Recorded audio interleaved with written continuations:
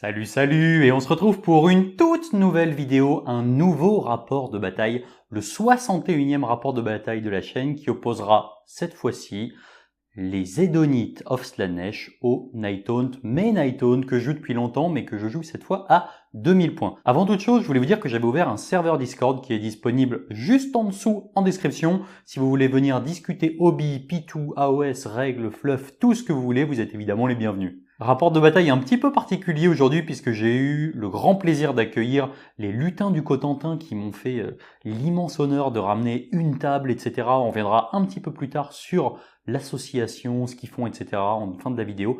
Mais pour ce rapport de bataille, donc, ils ont ramené une magnifique table avec une armée Slaanesh et moi j'ai sorti du classique Olynder, etc. Bref, j'espère vraiment que ce rapport de bataille vous plaira. C'est déjà le 61e rapport de bataille de la chaîne. C'est hallucinant. Encore une fois, je vous remercie puisque vous êtes de plus en plus nombreux à nous suivre et c'est vraiment un régal. Donc, merci beaucoup. Si ça vous plaît, n'hésitez pas. Un petit pouce bleu, la petite cloche, le petit abo, tout ça. Surtout le petit pouce bleu en bas à droite. Et je vous souhaite donc un excellent rapport de bataille.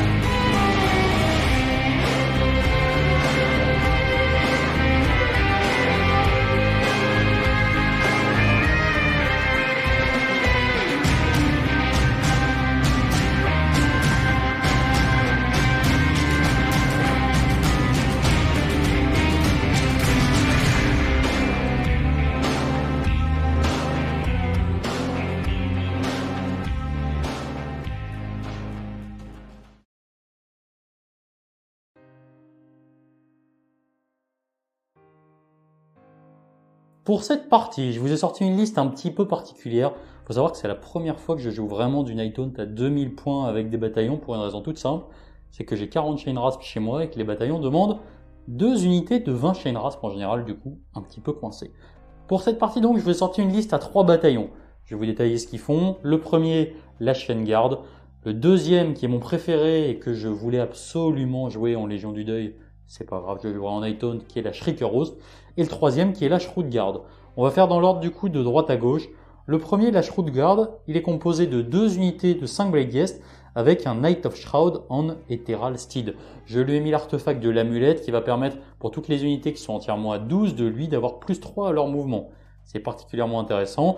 À noter en plus que mes Blade Guest vont avoir un Feel No Pain à 5 quand ils sont dans l'aura du Knight of Shroud.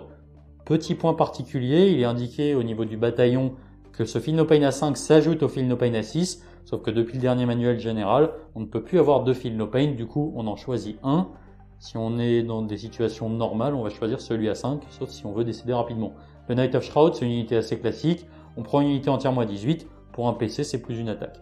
Donc il va servir un petit peu de meneur, hein. Il va rester un petit peu en retrait sauf s'il y a vraiment besoin, c'est comme ça qu'il est utilisé, c'est un vrai héros de support, il tape de manière à peu près convenable, mais il est surtout là pour donner du mouvement et de la force de frappe à des unités qui en ont bien besoin. Les Blade Guest revenants, je pense que vous commencez à le connaître, ça a des bonus, une attaque supplémentaire quand ça charge et capacité hyper intéressante, ça peut se désengager chargé. Deuxième bataillon, la Shrieker-Host. Il est composé de 2 packs de 10 Harridan, 2 packs de 40 Mirmont Banshee et une tombe Banshee. Donc la tombe Banshee, je pense que c'est quasiment ma figurine préférée Nighthaunt pour une raison toute simple, c'est qu'en fait, elle a une capacité en phase de tir qui permet de mettre des blessures mortelles dépendamment de la bravoure modifiée de l'adversaire. Donc c'est extrêmement intéressant quand on commence à essayer de combiner et d'abuser de ces mécaniques. En Nighthaunt, c'est pas forcément le plus simple, mais on peut déjà faire quelques trucs. Les Harridan, c'est de la grosse saturation, elles ont une capacité qui donne -1 à la touche pour les figurines qui sont engagées avec elles, si elles ont 5 ou moins de bravoure. Les Mirmont Banshee, c'est du 4+3+, Reine -2 dégâts D3, donc ça tape fort, mais il faut essayer d'augmenter un petit peu leur nombre d'attaques par différents moyens. Là, par 4, c'est un petit peu risqué, parce qu'elles peuvent simplement dissiper à 18 pouces, ou alors conjurer des sorts persistants à 6 pouces pour avoir une attaque supplémentaire. Si elles conjurent, elles prennent des 3 blessures mortelles. Ça, c'est le deuxième bataillon. Dernier bataillon, j'ai 2 unités de 20 Chain Rasp. Donc ça, c'est mes Chain Rasp, c'est ceux qui se ressemblent, c'est 2 packs de 20 avec un Guardian of Soul. Le Guardian of Soul, je lui ai mis un artefact, le Beacon of Nagashizar, qui va lui permettre d'augmenter le nombre de figurines qu'il peut ramener quand il va utiliser son sort maison. Et en plus de ça, quand on le joue avec la chaîne guard, les D6 figurines qu'on va ramener, quand on combine le bataillon et l'artefact, on va passer à 2D6 plus 3. Potentiellement, sur un double 6, ce qui ne m'arrive jamais, je peux ramener 15 chaînes rasp d'une unité où il en reste quasiment plus. Donc ça peut être super intéressant. J'ai oublié ma petite tombe Banshee en artefact, elle a un Feel No Pain à 5. Donc ça c'est pour mes 3 bataillons, ces 3 pauses, surtout ça me donne 3 PC. En Nighthaunt c'est hyper important parce que post-FEP, on a besoin de réussir nos charges à 9 et particulièrement à 10. Ensuite j'ai 2 entrées, un pack de 20 Chain Rasp, pas de surprise, c'est de la Satu, Feel No Pain à 6 dans l'aura des héros, sauvegarde éthérée à 5, etc. Pas de surprise, c'est le pack qui est un petit peu différent, c'est celui qui n'est pas peint de la même manière que les autres et qui ne rentre pas dans les bataillons. Il me rajoute une pause. Le dernier héros, c'est Lady Olinder. J'ai choisi pour des raisons fluffiques et de charisme évidente d'en faire mon général. Donc je jouerai sans Tredco cette fois-ci. Elle a pas mal de capacités. Une fois par partie, elle peut se soigner de D6 ou mettre des cibles blessures mortelles en face de héros à un héros à 6 pouces. Tous les tours sur un 2+, elle prend une unité à 12 pouces et elle lui met des cibles blessures mortelles qui est la valeur de lancement du dé si on fait plus de 2. Elle a un sort qui est extrêmement puissant à 18 pouces qui met -1 pour toucher et qui nous permet de pouvoir taper avec un +1 à la touche dessus. Donc c'est un héros qui est super fort, qui se défend relativement au corps à corps. Son petit problème c'est qu'elle est relativement fragile, c'est 7 PV, save à 4 éthéré. Toute mon armée est éthérée et voilà. Donc une liste à 5 pauses en Nighthaunt, a priori assez intéressante, pas mal de MSU, pas mal de tricks de jeu et on va voir comment ça se présente contre la liste Slaanesh que vous allez voir tout de suite. Nous allons donc passer à la présentation de la liste Slaanesh du jour. Donc, pour ma partie en 2000 points, je joue l'allégeance de Slaanesh en host des envahisseurs. Ça me permet d'avoir jusqu'à 3 généraux. J'ai choisi d'en avoir 2 pour ne pas qu'ils se bloquent entre eux. En effet, s'ils sont à 12 l'un de l'autre, ils s'empêchent d'utiliser à la fois des aptitudes de commandement et des traits de commandement. À chaque fois qu'un de ces généraux meurt, je marquerai un point de commandement supplémentaire. J'ai choisi de jouer la sous-allégeance de la Brume Lubrique. C'est une allégeance qui me permet de faire disparaître des 3 unités au début, à la fin du déploiement, pour les faire venir entièrement assis du bord de table à plus de 9 adversaires à la fin de ma première phase de mouvement. J'ai choisi de jouer le bataillon des Suprêmes Sybarites. C'est un bataillon qui va regrouper mes 5 héros. Donc je vais commencer par le Lord of Chaos, qui est mon général principal, c'est-à-dire que c'est lui qui tient le trait de commandement de la Brume Lubrique, qui lui permet de faire relancer les jets de course à toutes les unités entièrement à 12 autour de lui. Le deuxième général, ce sera mon gardien des secrets, qui est équipé de l'artefact de la Brume Lubrique. C'est un artefact qui lui donne plus 1 point de vie, mais qui est plus généralement utilisé en sacrifice sur le décor de faction. Je lui ai mis en plus le sort de soin majeur de la sorcellerie des démons majeurs de Slaanesh. Ensuite, j'ai une sorcière du chaos qui va être équipée de l'artefact du sceptre d'anarchie qui permet de générer des points de commandement en début de phase de héros. En plus, elle a un sort qui s'appelle Ravissement guerrier qui permettra à l'unité Slave to Darkness, une unité mortelle de Slaanesh, de ne pas avoir effectué 2 tests de déroute jusqu'à la prochaine phase de héros. Je joue ensuite Sileske, qui lui va être équipé du soin mineur de Slaanesh. Et enfin, un Bladebringer on Exalted Chariot, qui lui sera équipé en plus du sort Hysterical Frenzy, un sort de dégâts de masse à une unité Woolly Within 18 de lui. Ensuite, j'ai mes 3 lignes. Donc d'abord, un gros pack de 20 guerriers du chaos équipés d'épées et de boucliers. Ce sera mon enclume pour la partie. Une unité de 40 maraudeurs du chaos marqués de Slaanesh, qui, eux, serviront à partir grâce à l'attitude de la brume lubrique, pour ensuite apparaître à 9 de l'adversaire, et donc grâce à leurs règles, avoir juste une chance sur 36 de rater leur charge à 9. Enfin, ma troisième ligne, ce sera une unité de 5 Hell's Riders équipée de lances. Pour cette partie, nous allons jouer le scénario objectif mouvant, donc ça fait partie des scénarios qui ont été refaits dans le dernier manuel du général et qui ont un petit peu changé. Donc le principe est quand même assez proche de ce qu'on avait avant. On va avoir 3 objectifs sur la table, le premier, le deuxième, le troisième. À chaque tour, chaque round de bataille même, on va avoir un objectif qui va valoir un petit peu plus de points que les autres. Par contre, particularité de ce nouveau manuel du général, tous les unités battle line qui se trouvent à 6 ou moins d'un des objectifs, c'est-à-dire pas mal chez moi et absolument quasiment tout côté Slaanesh, lorsqu'elles sont à 6 d'un objectif, ça va nous octroyer des points supplémentaires. Donc c'est exactement 1 point par objectif mineur, 2 points pour l'objectif majeur et 1 point supplémentaire si on a une unité à 6 d'un objectif qu'on contrôle, l'unité battle line. Pour mon déploiement côté Nighthaunt, alors évidemment c'est pour ça que je suis face à une liste qui est relativement agressive. J'ai pu choisir mon côté, donc je me suis mis de ce côté-là de la table pour des raisons évidemment pratiques et non pas stratégiques. Et donc, c'est toi qui as pu commencer à te déployer en premier. Il n'y avait pas trop de surprises côté Lurid Days. Donc moi, ce que j'ai fait, comme je sais qu'on a une arme face à une armée qui a énormément de projections, j'ai placé le cœur de mon armée très en retrait, donc c'est-à-dire Olinder, la Banshee, mon magicien, donc évidemment j'ai toujours mes magiciens sur table pour avoir ma phase de héros, c'est important. Et ensuite j'ai entouré avec 2 packs de Chain Rasp, qui sont ceux-ci. Donc ceux-ci, c'est les 2 packs de Chain Rasp du bataillon avec le magicien, qui va me permettre potentiellement de les soigner beaucoup mieux. Tout le reste de mon armée que vous voyez ici est en frappe en profondeur, donc 2 packs de Blade Revenant, un pack de Mirmourne, un pack de Harridan, mon Knight of Shroud monté et un dernier pack de Chain Rasp.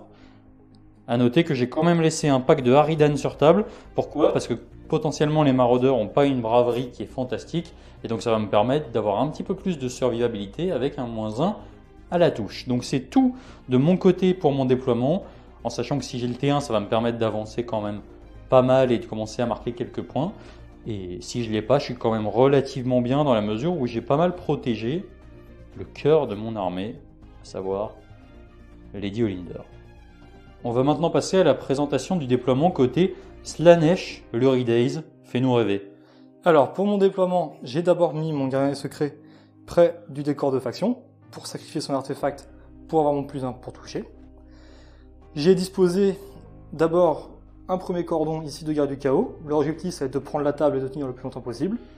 Ils sont évidemment accompagnés d'un sorcier du chaos pour ces différents buffs. On savoure un petit peu tout le taf de conversion sur des unités Slave to Darkness afin de leur donner un petit style Slaanesh. C'est absolument magnifique. Ensuite, derrière eux, il y aura Sileske qui viendra leur donner un peu d'aide et qui aussi accompagnera le gardien des secrets. J'ai mis à côté mon pack de 40 maraudeurs. Je suis sûr en Lurid Days que ce pack-là va disparaître et pourra FEP.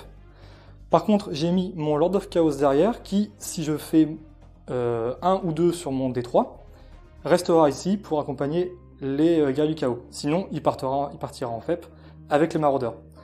Enfin, j'ai mis 5 Hell's Riders à l'autre bout de la table pour mon déploiement, pour pouvoir contester l'autre partie de la table.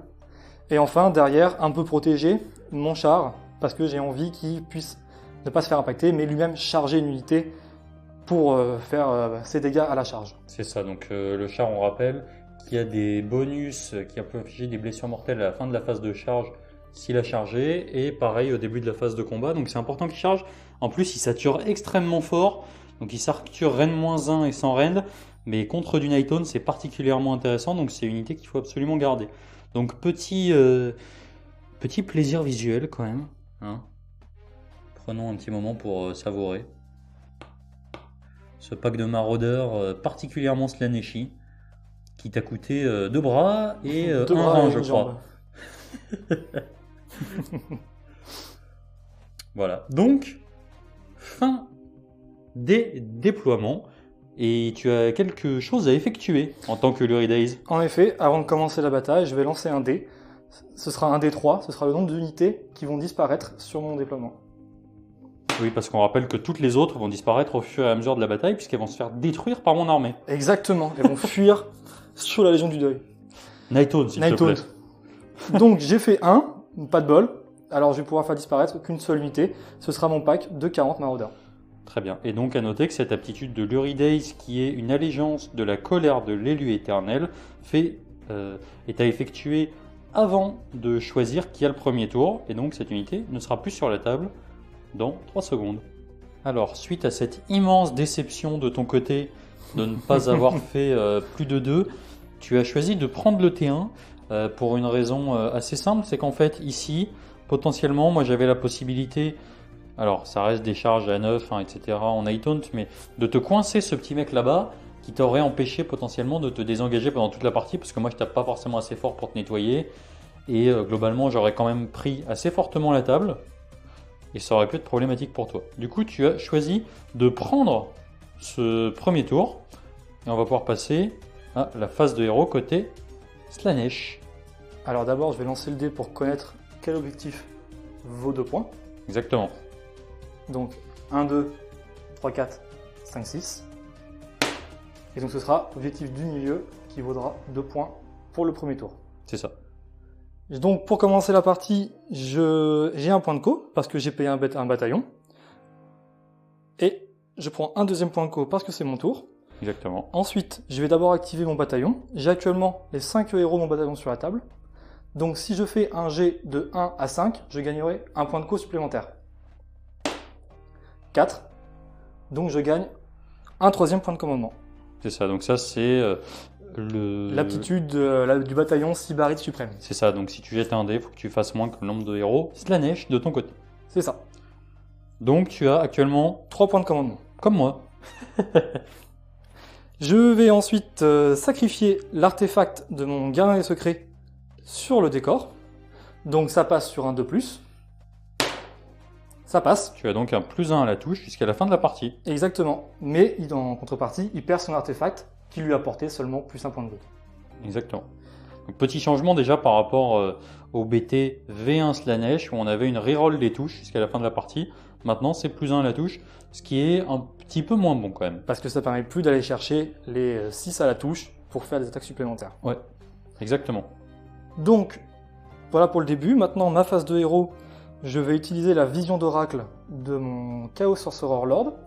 Elle va le mettre sur mon Chaos Lord. Le Chaos Lord, jusqu'à mon prochain tour, aura donc la relance des sauvegardes. Ensuite, elle va tenter un pouvoir démoniaque sur l'unité qui est devant elle. Donc ça passe sur 6. Raté. Mais dis donc, t'es aussi bon que moi. Ça commence bien.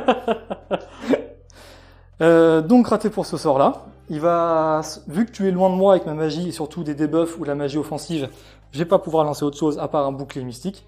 Donc c'est le gardien des secrets qui va tenter un bouclier mystique. Un petit 2. Oh non, trop fort. Parfait. Et il va le mettre sur lui-même pour essayer de tenir un peu plus longtemps. Très bien. Donc il te reste techniquement un sort. Il me reste techniquement 3 sorts. 3 sorts, pardon. Un deuxième sur Gardien des secrets. Oui, c'est ça. Un sur Silesque. Et un sur le char exalté. Mais comme tu n'es pas à portée, je ne vais rien pouvoir lancer de plus. Très bien. Tu peux te soigner? Je me soigner, mais personne n'a utile. perdu de point de vie encore. Très bien. Pas encore. Donc, fin de ta phase de héros. Fin de ma phase de héros. Est-ce que tu peux nous briefer rapidement sur tes intentions de phase de mouvement et Alors, notamment de fin de phase de mouvement? Notamment de fin de phase de mouvement. Alors, pour ma phase de mouvement, ce qui est sûr, c'est que mes Hellstriders ici vont aller chercher l'objectif qui est là-bas. Mon pack de guerriers du chaos au milieu va faire une bonne course. J'espère, je ferai en sorte. Ça annonce, je vais faire une bonne course. Je vais faire une bonne course et je vais l'avancer le plus proche possible. Pour prendre la table. Là, pour prendre la table. Le gardien des secrets va aller s'exiler tout seul là-bas, en faisant une course aussi. L'idée, Est-ce qu'il va faire une bonne course, lui? Je pense qu'il fera une bonne course. Il est motivé, lui. Et l'idée, c'est de séparer mon gardien des secrets de mon Chaos Lord, car en tant qu'envahisseur, j'ai 2 généraux. Malheureusement, s'ils sont à proximité, ils ne peuvent plus utiliser de traits de commandement et d'attitude de commandement. Donc, étant donné qu'il n'est pas parti avec l'attitude de Luridaise, j'ai besoin de les éloigner. Enfin, les unités de support vont suivre les guerriers du chaos. Et le char va essayer de rester un peu en arrière, toujours dans l'optique de pouvoir le faire charger. Et de se prendre ma FEP aussi. Et de se prendre ta fête. Et côté maraudeur? Et côté maraudeur, ils vont venir sur un coin de table, entièrement assis du bord de table à plus de 9 de toi. Ouais. Je ne me suis pas encore décidé de quel côté. Oui, alors là, en fait, ce qui est intéressant de voir, c'est que globalement, c'est à peu près la même chose, sauf que j'ai des Harridan qui donnent un -1 pour toucher aux figurines, et sur les maraudeurs, ça va s'appliquer. À noter que les modificateurs de horde qu'on peut voir par tranche de 10, de 20, etc., ne s'appliquent qu'à la phase de déroute. Donc la bravoure n'est pas modifiée à ce moment-là, et donc on va prendre la bravoure caractéristique de bravoure, à laquelle les Nighttones vont impliquer un petit -1, qui fait particulièrement plaisir. Donc, c'est tout pour cette phase de héros suivie de phase d'intention. Et nous allons nous retrouver à la fin de la phase de mouvement avec Olinder. Alors, suite à la phase de mouvement, tu nous as fait pas mal de belles choses. Et effectivement, tu avais annoncé que tu allais faire des belles courses. Et tu n'as fait que des 5 et des 6, sauf sur le Bladebringer. Donc, tu as commencé par faire tes courses ici. Oui, donc j'ai d'abord mis mon unité de Hell's Rider pour venir prendre le point et de manière à te gêner pour ta FEP. Tu seras obligé de venir charger si tu veux pouvoir le reprendre. Exactement. Mon unité ici a fait une très belle course à 6 avec leur +1 à la bannière. Ils ont pu se mettre un maximum sur l'objet. J'en ai 19 sur l'objet. Ils ont été suivis donc par le Lord pour pouvoir les booster avec son attitude de commandement. Derrière le sorcier qui les a suivis. J'ai caché un peu le char ici en espérant qu'il n'y ait pas de FEP par là pour venir le charger. Toujours dans l'idée de pouvoir le ramener là où il y aura besoin. Enfin, le gardien des secrets, lui, est venu sur cet objectif-là. Pareil, l'idée c'est que tu vas être obligé de venir le charger si tu veux pouvoir contester cet objectif-là. Ouais. Si l'esquier est derrière lui, ils vont pouvoir s'entraider, notamment à ma phase de héros en se soignant. Et enfin, j'ai fait venir mon pack de 40 maraudeurs sur ton côté. L'idée étant de mettre la pression directement sur et mon t'obliger à gérer ça avant d'avancer. Sinon, ils vont venir faire un massacre dans ton QG. Exactement. À noter en plus que tu as placé ton Silesque de manière un petit peu spéciale, puisqu'il a une nouvelle règle, ce monsieur. Voilà. Donc, en fait, il faut compter le nombre d'unités démons et le nombre d'unités mortelles qui sont entièrement à 18. À savoir que Silesque compte pour un démon. J'ai donc Silesque, mon gardien et le Bladebringer en démon. Ça fait 3. Et Méga du chaos, la sorcière et le Lord. Ça fait 3. Ça fait que tout ce beau monde gagne une relance des 1 à la touche, tant que il y a encore 3 unités, c'est ça. 3 unités de chaque. Très bien, donc fin de la phase de mouvement qui a été assez prolifique au niveau de tout ce qui était charge, etc. On va passer à la charge côté maraudeur. Alors après, ils ont une charge très particulière puisque tu as la possibilité de prendre le plus petit dé et de le changer en 6, en sachant que tu as un +1 à la charge en plus, donc sauf si tu fais doublasse, ta charge passera. Donc c'est parti, pas trop de surprises, mais... Donc là, ça nous fait une charge à 12. Très bien. On va placer tout ça et se retrouver pour la première activation. Du coup, suite à la phase de charge, il y a eu quand même un truc assez intéressant, c'est que techniquement, au moment du peeling, vous devez vous rapprocher de la figurine la plus proche. Enfin, du moins ne pas vous en éloigner. Par contre, à la phase de charge, vous faites comme vous voulez. Du coup, là, tu as fait une charge à 12, qui aurait pu potentiellement être à 13. Et si tu avais fait ta charge à 13, parce que l'objectif est à 18 du bord, comme tu dois faire à 6 du bord de table, tu aurais pu faire un cordon comme tu avais fait, hop, dans un premier temps, histoire de mettre une figurine sur l'objectif, me bloquer un petit peu potentiellement pour mes FEP, mais surtout marquer un point supplémentaire, ce qui aurait été assez intéressant.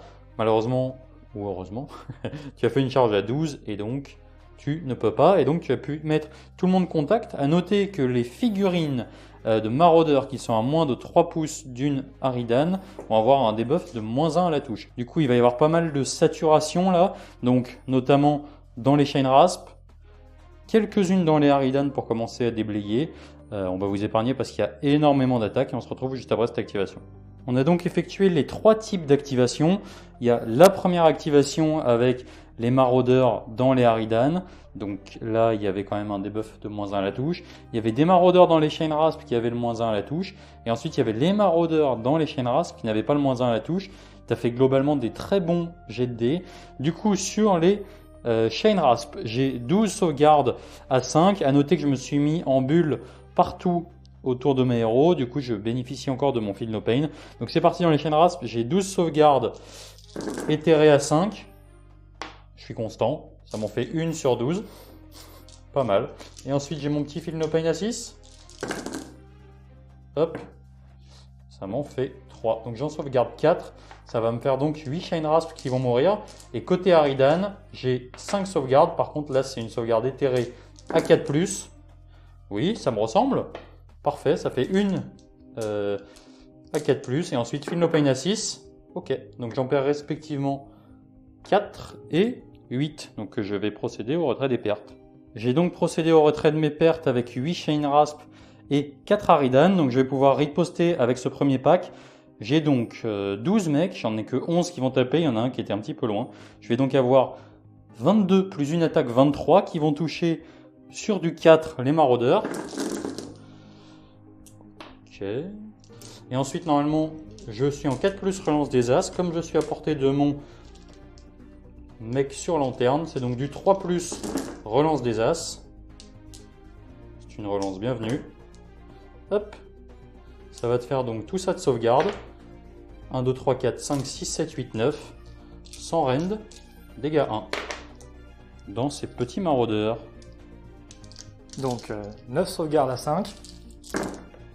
Ouf, j'en réussi aucune, ça fait donc 9 morts. 9 morts. Et là, c'est particulièrement intéressant pour moi parce qu'en plus, avec ma Shrieker-Host et mes Aridan qui n'ont pas encore tapé, il ne va pas y avoir d'immune bravoure possible. On va passer à l'activation des Aridan. J'ai donc procédé au peel-in des Aridan.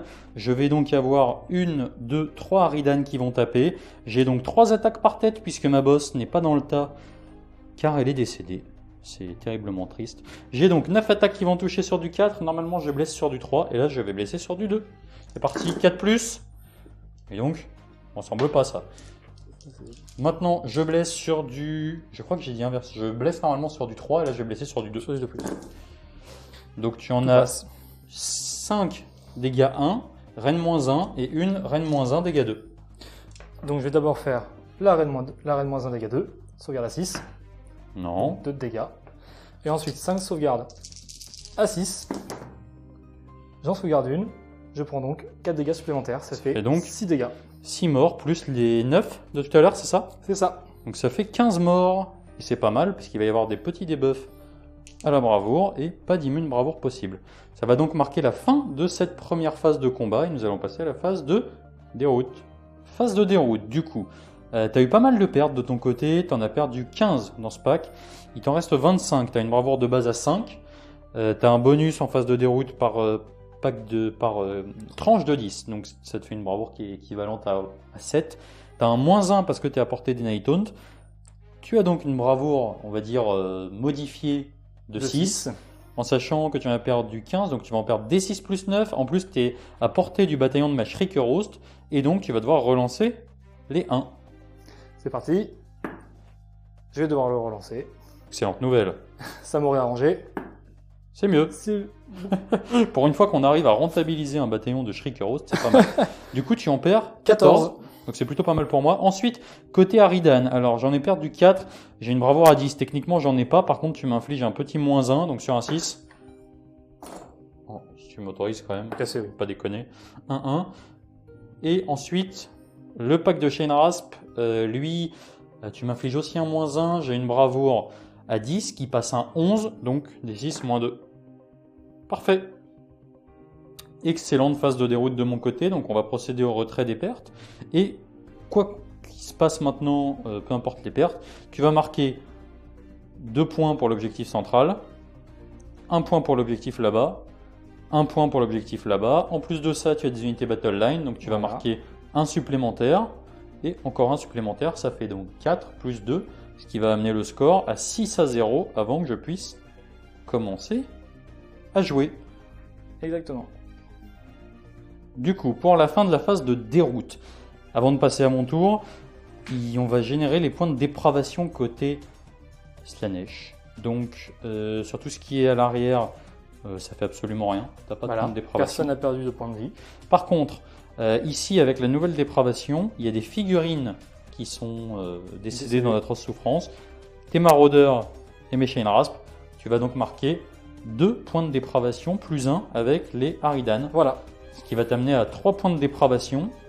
Et donc le but du jeu pour moi maintenant, ça va être de faire en sorte de nettoyer une unité si je veux la taper, pour surtout pas qu'il lui reste des figurines sur la table dans les unités en question si je les ai tapées, pour éviter de générer des points de dépravation. Et on va passer au premier tour côté Nighthaunt.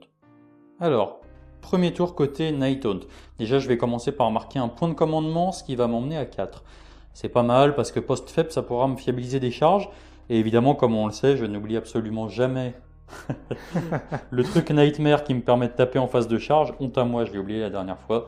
Donc, on va commencer début de phase de héros. Je vais déjà commencer avec l'aptitude de Lady Olinder qui me dit que je peux prendre une unité à 12. Évidemment, je vais prendre les maraudeurs. Sur un 2+, ça sera le nombre de blessures mortelles. Allons-y. 3. 3 blessures mortelles, c'est pas mal. Donc ça va faire déjà 3 maraudeurs qui vont partir. Suite de la phase de héros, j'ai pas mal de choses à faire. Lady Olinder va déjà tenter de mettre son sort pour mettre un -1 à la touche à ce pack de maraudeurs. En fait, je vais le faire dans l'autre sens. C'est plus intelligent de d'abord tenter le sort de Spectraler de mon... J'oublie toujours son nom, c'est hallucinant. Guardian of Soul. Merci, le Guardian of Soul. Comme il a le Beacon of Nagashizar, avec ce bataillon, ça va me faire D6 plus 3 et encore plus D6. Donc c'est parti, je vais tenter de ramener des Chain Rasp. L'idée étant la suivante, je vais ramener des Chain Rasp dans cette direction-là, et afin de me désengager pour aller chercher cet objectif-là. Donc c'est parti, je fais un petit 6, le sort passe donc tout juste, et c'est assez important pour moi, du coup tu vas tenter une dissipation. En effet, avec le gardien des secrets. Sur du 7. Ça passe. Ok, donc c'est dramatique pour moi parce que ce qui va se passer, c'est que du coup, mes Chain Rasp vont être un petit peu coincés ici, et surtout, ils vont pas être capables d'aller chercher cet objectif-là. Mes unités sont battle line, donc ça m'aurait fait 2 points, ça aurait été particulièrement intéressant.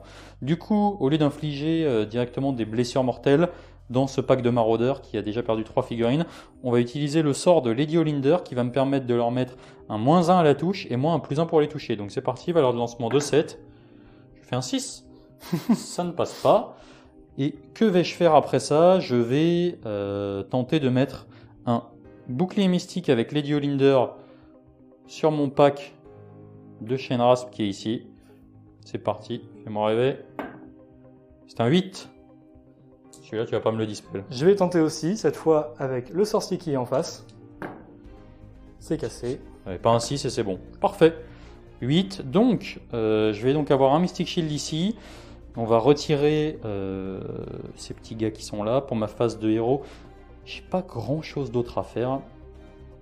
Et je vais vous raconter brièvement mes intentions en phase de mouvement, parce que j'ai du tir. Donc déjà, je pense que les deux tirs qui sont ici entre Lady Olinder et la Banshee vont me permettre de finir ce pack qui a plus trop de bravoure. Ça peut être particulièrement intéressant parce que les autres unités ont un petit peu plus de bravoure et donc je vais infliger potentiellement beaucoup moins de dégâts.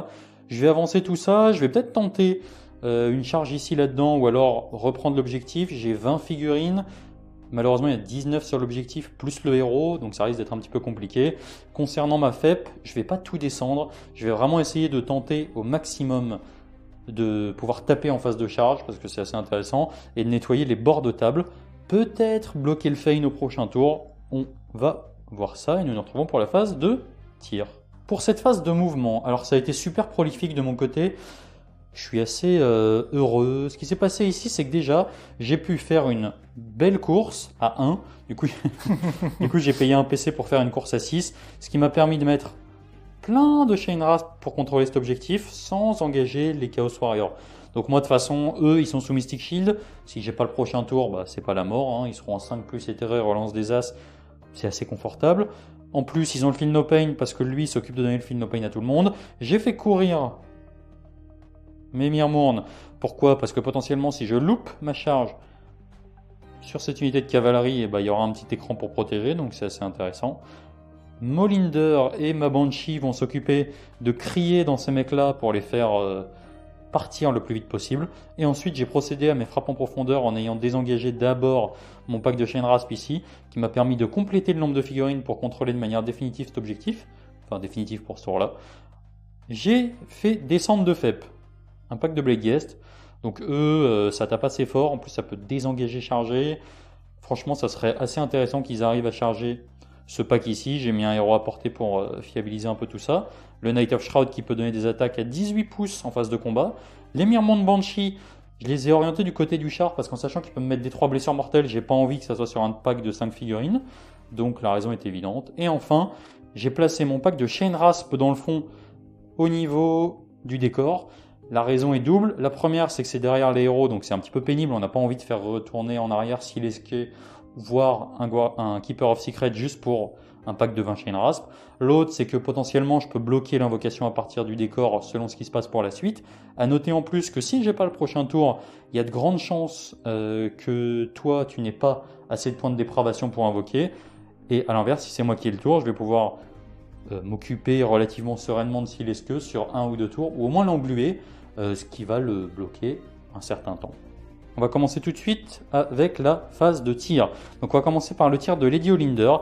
Il n'y a que ce pack de maraudeurs avec 4 de bravoure autour. Je vais donc lancer 2 dés puisqu'elle va soulever son voile pour faire peur à tout le monde. Si je fais plus que la bravoure, je fais un 6, tu vas prendre des 3 blessures mortelles.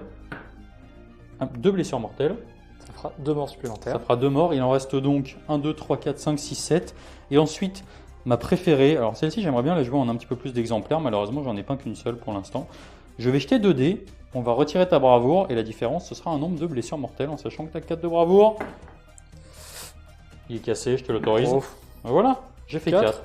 C'est fera donc. absolument dramatique. Je vais donc mettre uniquement 2 blessures mortelles. Donc on va passer maintenant à la phase de charge, qui est la phase que tout le monde attend.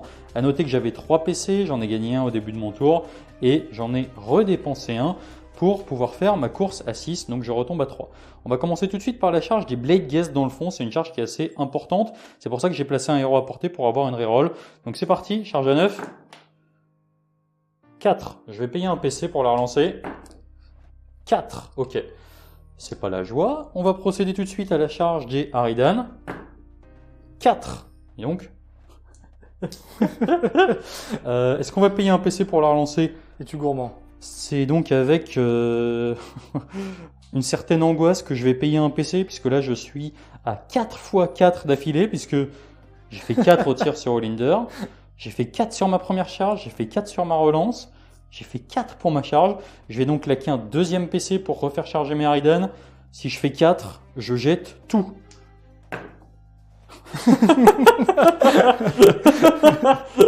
J'ai fait 5, donc je suis assez heureux. On va donc passer à la dernière charge. Franchement, là, je suis refait. Je suis passé d'un lancer de 4 à un lancer de 5. Je vais tenter une charge avec mes Chain Rasp qui sont dans le fond. Du coup, en fait, vu que tout mon plan s'écroule, ça finit par devenir une charge qui est mine de rien importante. Heureusement que je me suis relativement prémuni en plaçant des petits écrans un petit peu partout, parce que je dois avouer que c'est un petit peu la catastrophe là. Je me sentais un petit peu mieux dans la partie et j'arrive pas à passer mes charges. Donc voilà. Les dés n'ont pas voulu. Charge des Chain Rasp sans relance. 4. Oh non mais c'est pas possible. Bien joué. 4. Bon. Bon voilà, donc j'ai fait que des 4. Je vais prendre une pause bien méritée pour réfléchir. Nous avons donc procédé au premier peel-in, mais en fait le seul, puisque j'avais prévu d'avoir pas mal d'unités engagées, notamment ici. Bon, on va regarder un petit peu quand même, c'est toujours joli, même s'ils n'ont pas réussi à charger. C'est pas très grave. La magnifique tour. Les Chaos Warriors. Et mes petits Chain Rasp dans le fond, qui ont aussi lamentablement loupé. Donc, on va passer à ma première activation. On s'est mis d'accord avec mon adversaire. J'étais vraiment trop mauvais. Donc, du coup, j'ai le droit de jouer avec des D10. Voilà. Donc, je vais commencer par mes premières attaques. 2 D10. Oh, bah, je fais 10. Non, trêve de plaisanterie. J'ai fait ma première activation avec mes Harridan. Donc, c'est parti. J'ai 18 attaques qui vont toucher sur du 4, blessé sur du 2. Donc, c'est parti, du 4+. Oui, c'est pas la folie. Donc, sur 18 attaques en 4+. J'en passe. C'est pas vrai. C'est pas fou. Au secours. Au secours. Donc 6 sur 18. Et là, c'est du 3+ qui passe à 2. Et je fais 2-1. Il y avait 2-1. Donc tu en as 4 sauvegardes, Reine -1, dégâts 1. Ça me fait 4 sauvegardes à 5 qui passent à 6. Ça me fait 3 morts supplémentaires. C'est un peu dur psychologiquement là. Ils auraient dû y passer. Ouais, bon, c'est pas très grave. Fin de mon activation, on va passer à la riposte des maraudeurs. Activation côté Slaanesh avec ton pack de maraudeurs. Ça me fait donc 4 figurines plus le chef, ça fait 9 attaques. J'ai toujours le -1 pour toucher les Aridan. Ouais. Ça fait donc 9 attaques à 5+. Ça me fait une seule touche. On dirait moi. C'est assez équilibré. Qui blesse sur du 4. 4. Une Alors là, mine de sauvegarde. rien, ça paraît anodin, mais c'est important pour moi que je ne me prenne pas le dégât pour une raison toute simple, qui est les points de dépravation. Donc c'est parti, une sauvegarde à 4 éthérée. Non, évidemment. Kill no pain à 6. Non. Non plus. Donc je me prends un dégât, ce qui veut dire que je perds une figurine, mais surtout que ça va permettre à Slaanesh de générer un point de dépravation, ce qui est, mine de rien, loin d'être anodin. Toujours sympathique. Fin de la phase de combat, nous allons passer à la phase de déroute. Au niveau de la phase de déroute, c'est à moi d'effectuer les miennes en premier. J'ai perdu une figurine ici, donc bah voilà, j'ai pas de déroute à effectuer puisque j'ai une bravoure de 10. De ton côté par contre, tu en as perdu 8, tu as une bravoure à 5 qui passe à 4 avec le debuff de Nightone. Tu vas perdre donc D6 plus 4 figurines, il t'en reste 4. Donc ce pack va disparaître et donc il aura le bon goût de ne pas te permettre de générer de points de dépravation sur ce pack. À la fin de la phase de déroute, tu vas donc gérer un unique point de dépravation pour le pack de Aridan. Voilà. Concernant le contrôle des objectifs, eh ben, pas de surprise, hein, je n'ai pas réussi mes charges, du coup j'ai seulement celui du milieu. Et en plus je le tiens avec une battle line, je vais donc marquer 3 points. On est donc sur un score de 6-3 à la fin du premier round de bataille. Et nous allons regarder tout de suite quel objectif vaut 2 points pour ce tour. Donc comme d'habitude, 1, 2, 3, 4. Ah non, pardon, on l'a fait de ton côté, donc on va continuer. 1, 2 ici, 3, 4 au milieu, 5, 6 de l'autre côté. Ce sera encore au milieu. Toujours au milieu. Très bien. Nous avons donc retiré les pertes et noté que c'était l'objectif central qui allait valoir un point supplémentaire pour ce tour-ci. On va donc passer au jet d'initiative. 6, bah donc. Et 2. Très bien. Je vais réfléchir 2 secondes parce que là, je pense que c'est quand même hyper important pour moi de le prendre à ce tour-ci. Nous allons nous retrouver après ce choix. On va donc passer au deuxième tour côté Nighthaunt. Pourquoi? Parce que c'est mine de rien. Bon, j'étais pas obligé de le prendre. Ça restait quand même assez intéressant parce que histoire de rentabiliser toutes ces unités qui étaient en FEP et qui vont quand même. Voilà, il va falloir qu'elles impactent. Je suis assez triste de ne pas avoir réussi à le faire au tour précédent, donc il va falloir le faire à ce tour-ci. Donc c'est parti, phase de héros. On va commencer déjà premier sort. Le sort de Lady Olinder qui va tenter d'utiliser son sort de War Scroll sur l'unité de Chaos Warrior qui est ici, qui peut donc potentiellement avoir un -1 pour toucher, et toute mon armée aurait +1 pour toucher cette unité. Donc c'est particulièrement intéressant. C'est parti. Je fais 10. 10. Pas mal. Je vais tenter une dissipation avec la sorcière en face. 8. J'avoue que j'ai eu assez peur. Ensuite, j'ai pas 50 milliards de trucs à faire. Lady Olinder va tenter de mettre un Mystic Shield sur le pack de Shane Rasp qui est devant elle. Double as, c'est pas grave, c'est pas le plus important. Et ensuite, mon... j'arrive jamais, c'est terrible. Guardian of Mon Soul. Guardian of Soul va tenter d'utiliser son sort qui va permettre de ramener plein de Chain Rasp. Le but étant de faire ce que je voulais faire au tour d'avant, faire un énorme cordon comme ça pour pouvoir aller récupérer cet objectif-là, en sachant que vu que c'est moi qui avais l'objectif au tour d'avant, il suffit que j'ai autant de figurines que mon adversaire pour garder l'objectif, c'est-à-dire 20, c'est-à-dire en fait juste ramener les 4 Chain Rasp qui sont ici, ce qui serait suffisant. Donc c'est parti, valeur de lancement de 6. 4. Ok, fin de l'histoire. Pour la phase de héros, c'est tout. Lady Olinder n'est pas apportée avec tout ce qui est aptitude de début de phase de héros, c'est pour ça que je ne les ai pas fait. Faire une petite vue d'ensemble, parce que c'est assez sympathique.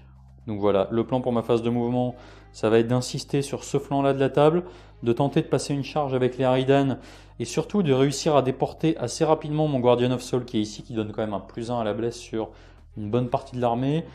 Tenter des charges un petit peu YOLO là-bas, et je ne sais pas encore si je vais descendre de frappe en profondeur mes autres unités, en sachant que quand même là je suis pas mal sur cette unité-là, puisque si j'arrive à faire descendre potentiellement mon pack de Blade Guest, il serait en 2 plus sur ce pack. C'est tout pour mes intentions. Et on se retrouve après pour voir si j'ai réussi à faire quelque chose. Du coup, pour la phase de mouvement, il s'est passé encore pas mal de trucs. Alors là, par contre, je suis à 3, donc j'ose espérer quand même que ça va passer. Vu Ce que j'ai fait, c'est que j'ai déjà déplacé mes Harridan avec mon pack de Blade Guest, le but étant d'impacter le char, mais également cette unité et de la laver. Une fois que j'ai bénéficié du pendentif de mon Knight of Shroud, j'ai pu bouger mon Knight of Shroud qui a donné son aura aux unités qui étaient ici, ce qui a permis à mon Guardian of Soul d'avancer un petit peu plus avec une course à 1, ce qui au final lui fait l'équivalent d'une course à 4, donc c'est quand même assez intéressant. Ce que j'ai fait ensuite, c'est que j'ai avancé mes Harridan ici. Pourquoi? Parce que ça fait juste un petit peu écran en attendant, et puis c'est largement suffisant pour moi. Mes Chain Rasp, pas vraiment d'intérêt. Je me suis pas mal posé la question, est-ce que je mets tout sur Silesque ou pas? Est-ce que je privilégie plutôt l'objectif? J'ai décidé de prendre les points parce que je pense qu'à la longue, ça peut mal se passer pour moi. Et en plus, en faisant ça, ça me permettait de vraiment me mettre partout autour du décor et donc potentiellement plus tard de l'empêcher d'invoquer à partir du décor. Ici, mes Blade Guest ont pour objectif cet individu particulièrement malfaisant et qui m'ennuie beaucoup, mine de rien, parce que une full reroll comme ça, c'est en plus sauvegarde et touche et blesse s'il se repasse. Non merci. Et c'est à peu près tout. J'ai avancé ces 2 tireurs pour essayer de mettre quelques blessures mortelles dans ce pack là. Donc c'est parti, tu as une bravoure à 8, on va commencer par Olinder qui va lever son voile. Je vais jeter 2 dés, si je fais plus que ta bravoure, c'est les 3 blessures mortelles. 7, ça ne passe pas. Et pour la tombe Banshee, je vais jeter 2 dés et la différence avec ta bravoure sera le nombre de BM. Exactement. Et donc c'est maintenant que je fais 12. Le 12. Oh là là là là là là. Quel talent. Oh, là. Ce donc... call. Oh ce call.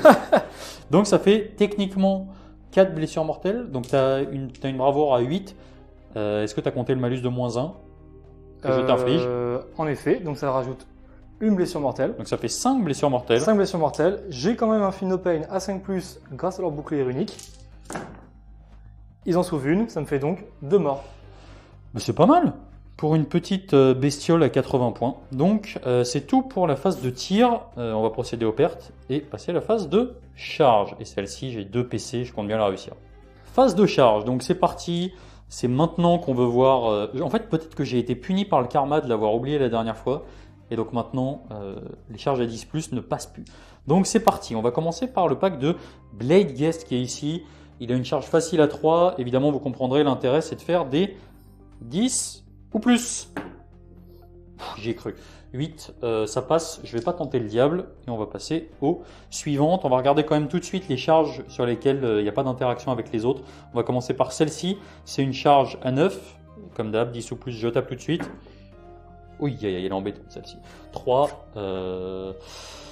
On va donc procéder aux 2 dernières charges avec le pack de Myrmond Banshee et de Harridan. C'est particulièrement intéressant pour moi de réussir à taper en fin de phase de charge avec mes Harridan, ou en tout cas juste après avoir chargé, parce que le Bladebringer inflige des blessures mortelles au début de la phase de combat et donc il faut que je sois plein effectif. Donc c'est parti, charge des Myrmond Banshee. 3. Alors celle-ci elle passe carrément pas et elle m'embête un petit peu, c'est pas grave, je vais pas la relancer, c'est un peu trop cher payé. Par contre le pack de Harridan qui est là-bas, c'est parti, franchement un 10, je serais heureux. 2, et ben elle passe même pas, donc celle-là par contre je vais payer un PC, ça fait 7. Il me reste donc un seul PC et je vais m'arrêter là pour les charges. Alors suite à la phase de charge, j'ai pu charger comme je voulais ici avec mes Blade Guest. Mais Myrmond, ça a été un peu tactique, mine de rien, parce que je voulais pas engager le pack de Chaos Warrior. D'un côté, je voulais respecter mes bulles à partir de mon Guardian of Soul. C'est bon, je commence à comprendre le nom. Et voilà, donc du coup, ça a été un peu compliqué. Je suis un peu triste, je vous avoue, parce que c'était important pour moi de réussir à activer un pack en premier. Malheureusement, la charge doublage des Harridan m'a obligé à relancer pour même pas spécialement pouvoir tenter le 10+. Et ça m'a coûté un PC, il m'en reste donc un que je vais a priori précieusement garder. Et on va donc passer à la fin de la phase de charge avec les capacités Slaanesh. Donc en effet, étant donné que mon char exalté est un héros démon, il a un locuste. Donc maintenant le nouveau locuste passe sur un 4+, et empêchera à tes Harridan de faire un mouvement de pile-in. Exactement. Parce que ça tivront. Donc, un 4+, et c'est un 2. Non. Ok. Et ensuite, tu n'as pas de dégâts d'impact puisque c'est pas toi qui as chargé. On va donc passer au début de la phase de combat où tu vas activer la capacité de ton Bladebringer avant que je puisse faire ma première activation. Donc c'est sur un 2+. C'est sur un 2+. Ça passe. Ouais. Donc je vais faire des 3 blessures mortelles dans tes Harridan. Ce sera une blessure mortelle. Une Pain à 6 ? Non. Ça fera une Harridan qui va sauter. Et donc, comme j'ai réussi donc, à aspirer les âmes des Harridan, j'aurai plus une attaque sur tous les profils d'armes du char exalté. Très bien. Première activation, donc on va passer à l'activation sur les Blade Guests qui sont là-bas. Alors pourquoi je les fais eux en premier ? En fait, je n'ai pas spécialement de préférence entre eux et les Harridan. La différence, c'est que les Harridan sont un peu plus sur un objectif que je contrôle déjà, donc j'estime que c'est un petit peu moins important. Surtout que ces mecs-là ont 5 PV, donc le moindre craquage peut faire qu'ils ne soient tout simplement plus là. C'est parti, j'ai chargé, j'ai donc plus une attaque. Je vais donc avoir 15 attaques qui vont toucher sur du 3, blesser sur du 2 parce que je suis à portée du Guardian of Sol. Allons-y. 3+, c'est un beau 3+. Très beau 3+. Et ensuite, je vais blesser sur du 2. C'est pas mal. Ça te fait donc 1, 2, 3, 4, 5, 6, 7, 8, 9, 10, 11 sauvegardes, reine -6, dégâts D12. Donne -1. Ça me fait 11 sauvegardes, 4 qui passent à 5. 1, 2, 3, 4, 5, 6, 7, 8, 9. Il en reste 1 avec 1 point de vie. Très bien. Bon, eh ben, j'ai peut-être pas fait un si mauvais choix que ça sur cette activation. On va procéder au retrait des pertes et passer à la première activation côté Slaanesh qui devrait, sans nul doute, se passer par ici. Au niveau du char. Suite au retrait des pertes. Tu as choisi de rester engagé ici, en laissant ton dernier petit gars pour pouvoir infliger quelques dégâts, parce que tu avais la possibilité potentiellement de te désengager en sachant que tu joues après, ça aurait pu être intéressant. Donc, on va passer à l'activation de ton Bladebringer. Donc tu vas mélanger tes attaques puisqu'elles ont toutes les mêmes stats et j'ignore la pénétration d'armure. -1. Donc ça va faire 23 attaques, plus 3 car il a 3 profils d'armes et il a eu plus une attaque sur tous ses profils d'armes. Exactement. Donc je vais lancer 13 par 13, les 13 premières qui vont toucher sur du 3+. Oula. On n'est pas trop mal. C'est stat. Et ensuite il t'en reste 10. J'ai 2-6, cette unité qui est hédonite. C'est ça. Donc elle va générer 2 touches supplémentaires. Et ensuite, sur du 4+, allez, je te l'accorde. Oh, il est gentil. reroll. Grand prince. On est déjà sur 6 sauvegardes. Donc on va 6 faire. sauvegardes, Et ensuite il te reste 10 attaques à effectuer. 13 encore.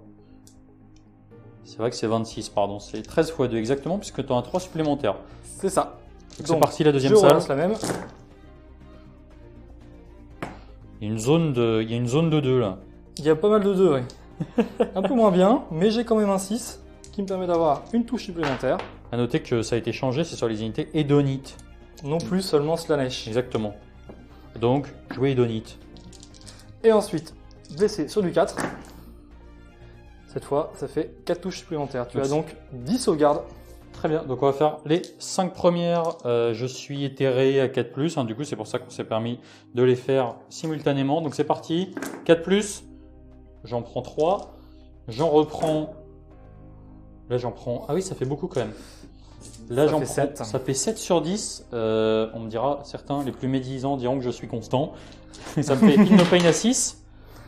Hop, ça me fait 6 morts. Ce qui est quand même pas mal, parce que j'en ai déjà perdu, et donc il va falloir regarder ce qu'il me reste.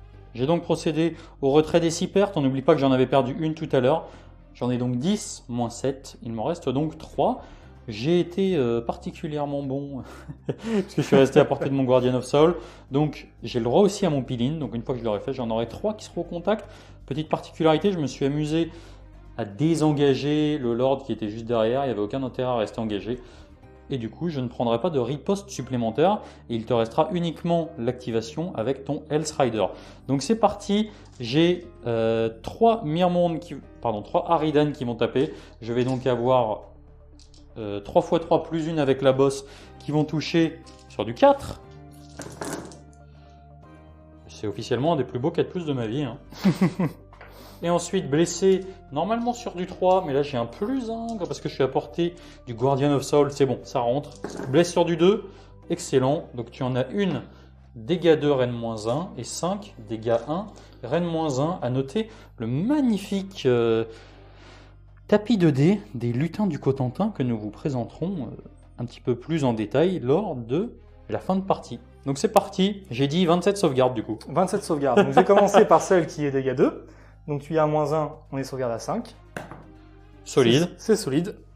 Et ensuite, 5 sauvegardes à 5 aussi, dégâts 1. Très solide. Beaucoup trop solide Beaucoup pour trop moi. solide pour toi. Les dés sont de mon côté. Il ne prendra qu'un seul point de vie. Ok, donc là c'est bon. Alors au final, je ne pensais pas le tuer, donc il n'y a pas de drame. Je dois avouer que j'espérais lui faire un petit peu plus. Fin de mon activation. On va passer à la dernière activation côté Slaanesh. On passe donc à la dernière activation Slaanesh. Le petit Health Rider qui j'espère... Alors là en fait l'enjeu c'est pas tellement de tuer des Blade Guests, c'est surtout de marquer un point de dépravation si tu arrives à en arracher un. Donc c'est parti. Les petites attaques, fais-moi rêver. Il a 2 profils d'armes. Je vais lancer les deux en même temps parce que le Rennes-1 tu l'ignores. Et c'est le même profil d'attaque. Donc ça fait 4 attaques car c'est le chef. En 3+. On est pas mal, 3-6. Donc je fais 3 touches supplémentaires. Franchement, autant te dire que si tu me laves le pack, là, on va pas être potes, là. Ensuite, il va blesser sur du 4. Ok, c'est mieux. Ça te fait 2 sauvegardes. 2 sauvegardes. Petit dézoom, parce que sinon, ça tremblote. C'est parti, à 4 éthérés. Impec. Oui. Quelle solidité. Très bien. Et ben, du coup, c'est déjà la fin de la phase de combat. On va passer à la phase de déroute, qui est assez importante pour moi. Ici, j'en ai perdu 7. J'ai une bravoure à 10. Je suis hors de portée de mes héros parce que c'est à 6 pouces. Donc en gros, j'en perds des 6 moins 3, il m'en reste 3. Ce qui veut dire que sur un 6, elles s'en vont tous. Ça par contre, ça m'embêterait beaucoup parce que c'est important pour moi que tu sois engagé à ton tour. 1. Trop fort. En attendant, tu m'offres un point de dépravation. Exactement, avec cette unité-là. Et toi par contre, tu as un test de déroute ici. Voilà, donc il est à 8 de bravoure. Car non, le porticone est mort, pardon. Donc il est à 6 de bravoure, tu lui mets moins 1. Sur un... ça. Donc sur un 2, il fuit. Excellente nouvelle. Petit à petit, le Sam fait son nid et je reprends la table. Donc on va procéder à l'ensemble du retrait des pertes et faire un petit topo sur l'état à la fin de mon deuxième tour. Pour la fin de la phase de déroute. Alors à noter que c'est assez intéressant puisque pendant la phase de déroute, ton unité a fui, donc elle ne génère pas de points de dépravation. Tu ne m'as pas tapé ici, il ne se passe rien. Tu m'as tué des Haridan, donc tu as un point de dépravation. J'ai eu le mauvais goût de mettre un dégât dans le Bladebringer, c'est très bien joué de ta part, tu as lancé tes dés suffisamment fort pour ne prendre que 1. Voilà. Tu as donc un deuxième point de dépravation. Tout est calculé. Et ici, je t'ai offert un point de dépravation. Peut-être que c'est un misplay de ma part. Pour tout vous dire, j'avais pas forcément réfléchi à ça.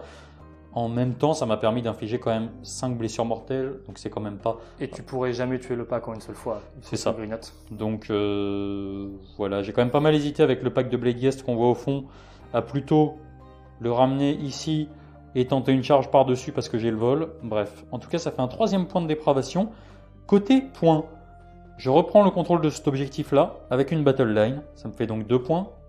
Ici, j'ai toujours cet objectif qui est l'objectif majeur. Ça fait donc 3 points. 3 points. Ce qui me fait donc 5 points. Et ici, je marque cet objectif, ce qui fait donc 6 points. Pour la fin de ce tour, donc, je vais donc passer à 9 points de victoire. Donc j'ai une petite avance de 3 points. Je commence à être pas mal sur la table, donc on va voir si ça suffit avant que je m'épuise. Et côté points de commandement, il m'en reste 1. J'ai voulu le garder, c'était pour moi assez important, notamment si je me prenais un double tour derrière. Donc on est sur un score de 9 à 6 et 1 point de commandement pour moi avant de passer au deuxième tour côté Slaanesh. Deuxième tour côté Slaanesh, raconte-nous ce que tu as prévu. Alors, d'abord, je vais gagner mon point de co, ce qui va me passer à 5 points de co. Ensuite, j'ai encore mes 5 héros de mon bataillon sur la table, donc sur 1, 2, 3, 4, 5. Je gagne encore un point de co, je passe à 6 points de commandement. Enfin, j'ai toujours mon artefact. Je fais 3, je passe donc à 7 points de commandement. Pas mal. Ce qui est beaucoup, donc on va en utiliser beaucoup à ce tour-là pour commencer à laver. Parce que de ton côté, c'est le tour où il va commencer à falloir faire des trous. Il va falloir faire des trous. Parce que sinon, moi j'ai encore une unité en fait, puis j'ai des unités un petit peu partout sur la table et ça peut être... Et je risquerais de me faire engluer. Exactement. Alors, je vais, tant que je suis encore au début de ma phase de héros, dépenser un point de vie par Silesque sur le Feign, donc il perd un PV. Et sur un 2+, il aura donc +1 pour toucher jusqu'à la prochaine phase de héros. Par contre, il a perdu un point de vie. Ensuite, le gardien va tenter de soigner Silesque. C'est un sort qui passe sur un 5. Raté. Magnifique.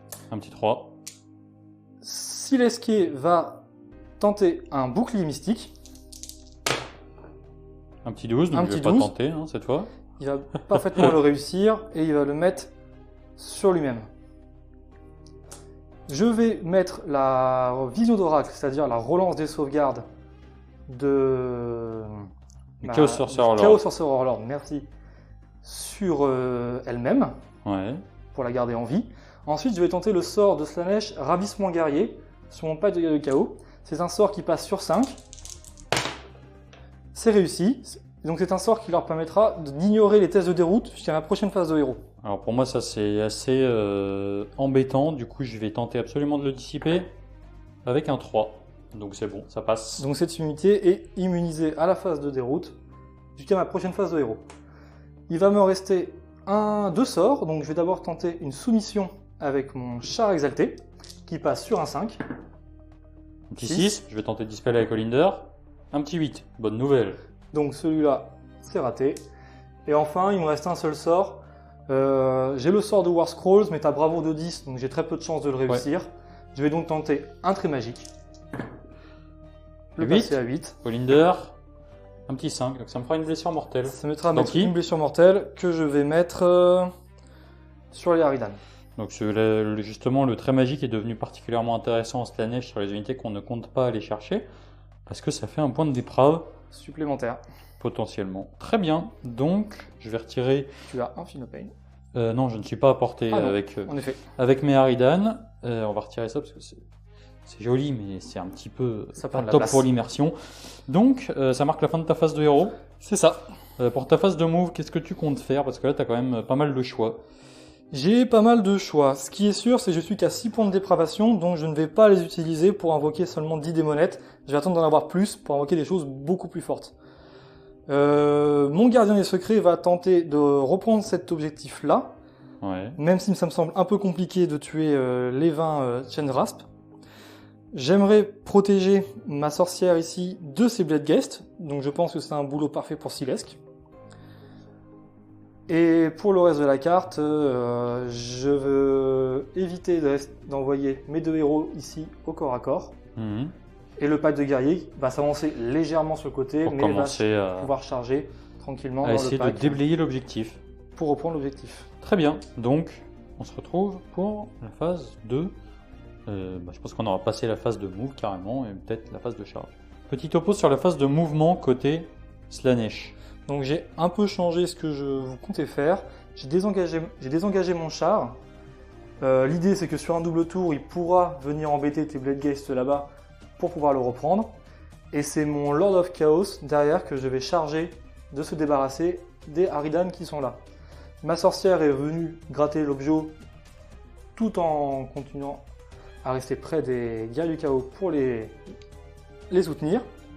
Le guerrier secret s'est un peu déplacé, en fait c'est parce que quand il va charger, j'aimerais qu'il charge ici en restant un tout petit peu sur l'objet, mais de rester pas trop loin de Silesque pour qu'ils puissent se booster mutuellement, et surtout garder ma bulle de 18 pour avoir une relance de 1 sur toute mon armée du coup, car toute mon armée sera compris dans cette bulle.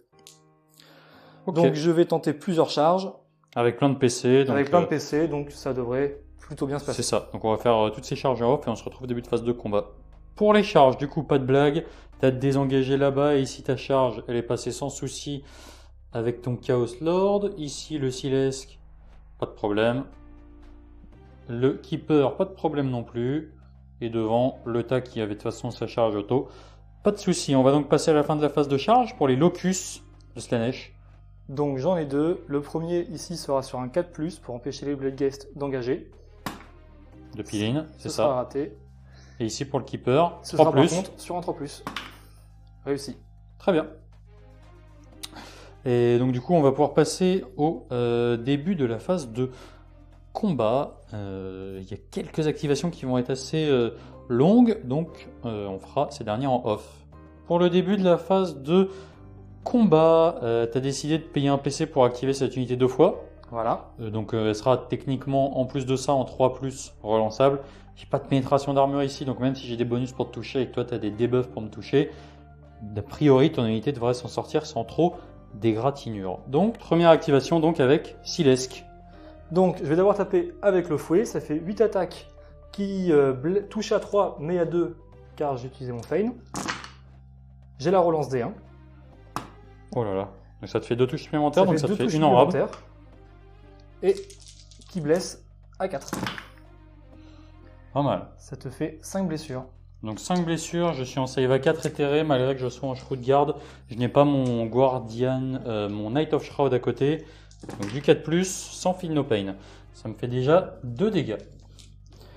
Ensuite, Esquive va taper avec sa hache. Ça va donc toucher à 4+, maintenant passer à 3. Oula, joli. Joli, ça fait une touche supplémentaire. Ensuite, 5 blessures qui blessent à 3. Ça te fait 3 sauvegardes. 3 sauvegardes, donc celles-ci elles sont importantes, ce sont des dégâts D3, et j'ai toujours ma save à 4 éthéré. Une D3. D3. 2. Ça fait donc 4 dégâts, il va donc me rester un Blade Guest à la fin de cette activation. Je vais passer à l'activation de mes 3 Aridan dans le Chaos Lord qui a une save à 4 qui va passer à 3 pour un PC. C'est ça, je vais utiliser l'aptitude au commandement de la brume lubrique pour lui donner +1 à la sauvegarde. Donc c'est parti, j'ai donc 3 fois 3 attaques plus une parce que mon boss est présent. J'ai donc 10 attaques qui vont toucher sur du 4. On n'est pas... J'allais dire on est pas mal, on est quasiment... On est stat. On est vraiment stat. Et ensuite c'est du 3+, qui passe à 2 grâce à mon mec avec sa petite lanterne. Pas mal, ça t'en fait 2 dégâts 2 et 2 dégâts 1, reine -1. Donc les deux premières dégâts 2, sauvegarde à 3 qui passe à 4. 2 dégâts. 2 dégâts. Et les deux suivantes, pareil. Un troisième dégât. Donc 3 dégâts, c'est pas mal. Pour 3 petits Aridan perdus dans la pampa. Oui. On va passer à... là, il y aura peut-être des grosses activations du coup. Hein. Parce qu'a priori, ça va activer peut-être... on va voir ça tout de suite. On va donc passer à l'activation du gros pack de guerriers du chaos. À noter que tu as un -1 à la touche. Et qu'en plus, moi, mon pack de 20 qui est ici a le bouclier mystique. Ton -1 à la touche, on n'oublie pas, il vient d'Olinder, de ma phase de héros. Juste avant, donc voilà, l'idée c'est que tu en mettes le maximum ici. Il va y avoir beaucoup d'attaques, donc on va vous faire ça en off et vous verrez le résultat de tout ça. Nous avons donc procédé à pléthore d'activations puisque tu as commencé par activer ton pack de Chaos Warrior qui a tué 2 mecs dans chaque pack. Voilà. De mon côté, j'ai pu activer ce pack qui était mine de rien de base en 4+, 4+, relance des As. Il avait +1 à la touche grâce au sort de Linder et encore +1 à la blesse grâce à ma petite lanterne qui est absolument indispensable, tout comme le Spirit Tourment que je n'ai pas sorti, ce qui t'a mis un dégât. Et ensuite dans ta deuxième activation, tu m'as retiré un mec supplémentaire ici, et par contre ici tu as fait un beau trou, ce qui a fait encore retirer une figurine du deuxième pack de l'objectif. Donc ça va se jouer vraiment à la figurine près ici.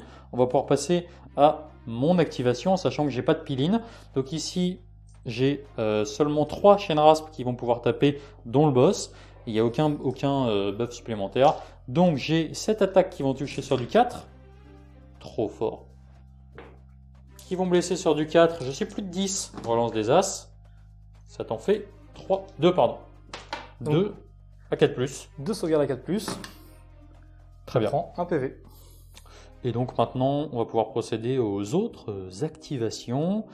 À savoir que toi, tu as encore ton Keeper à faire taper, ton Chaos Lord, et moi de mon côté, il me reste uniquement ce petit pack, et mine de rien, si j'arrive à arracher un PV sur le pack de Chaos Warrior, ça peut peut-être faire la diff au décompte. Alors, on a donc procédé aux activations des Shenrasp qui n'ont rien fait, et du Chaos Lord qui a fini de découper les 3 pauvres Aridan avec lesquels il était engagé. J'ai activé mes Blade Guests qui ont mis un dégât dans Silesque. Donc ça ne changera rien puisque de toute façon il avait déjà pris un dégât, donc il n'y aura pas de point de dépravation supplémentaire. Il nous reste une seule activation pour cette phase qui est l'activation du magnifique Keeper of Secret sur les Chain Rasp. Donc, il a +1 et il a la reroll D1. Donc, la première, la main 2+, reroll D1. 3+. Ça fait directement une blessure mortelle, car c'est un 6. Donc j'ai pas de feel no pain. Ensuite, les épées qui touchent à 2. Reroll des As.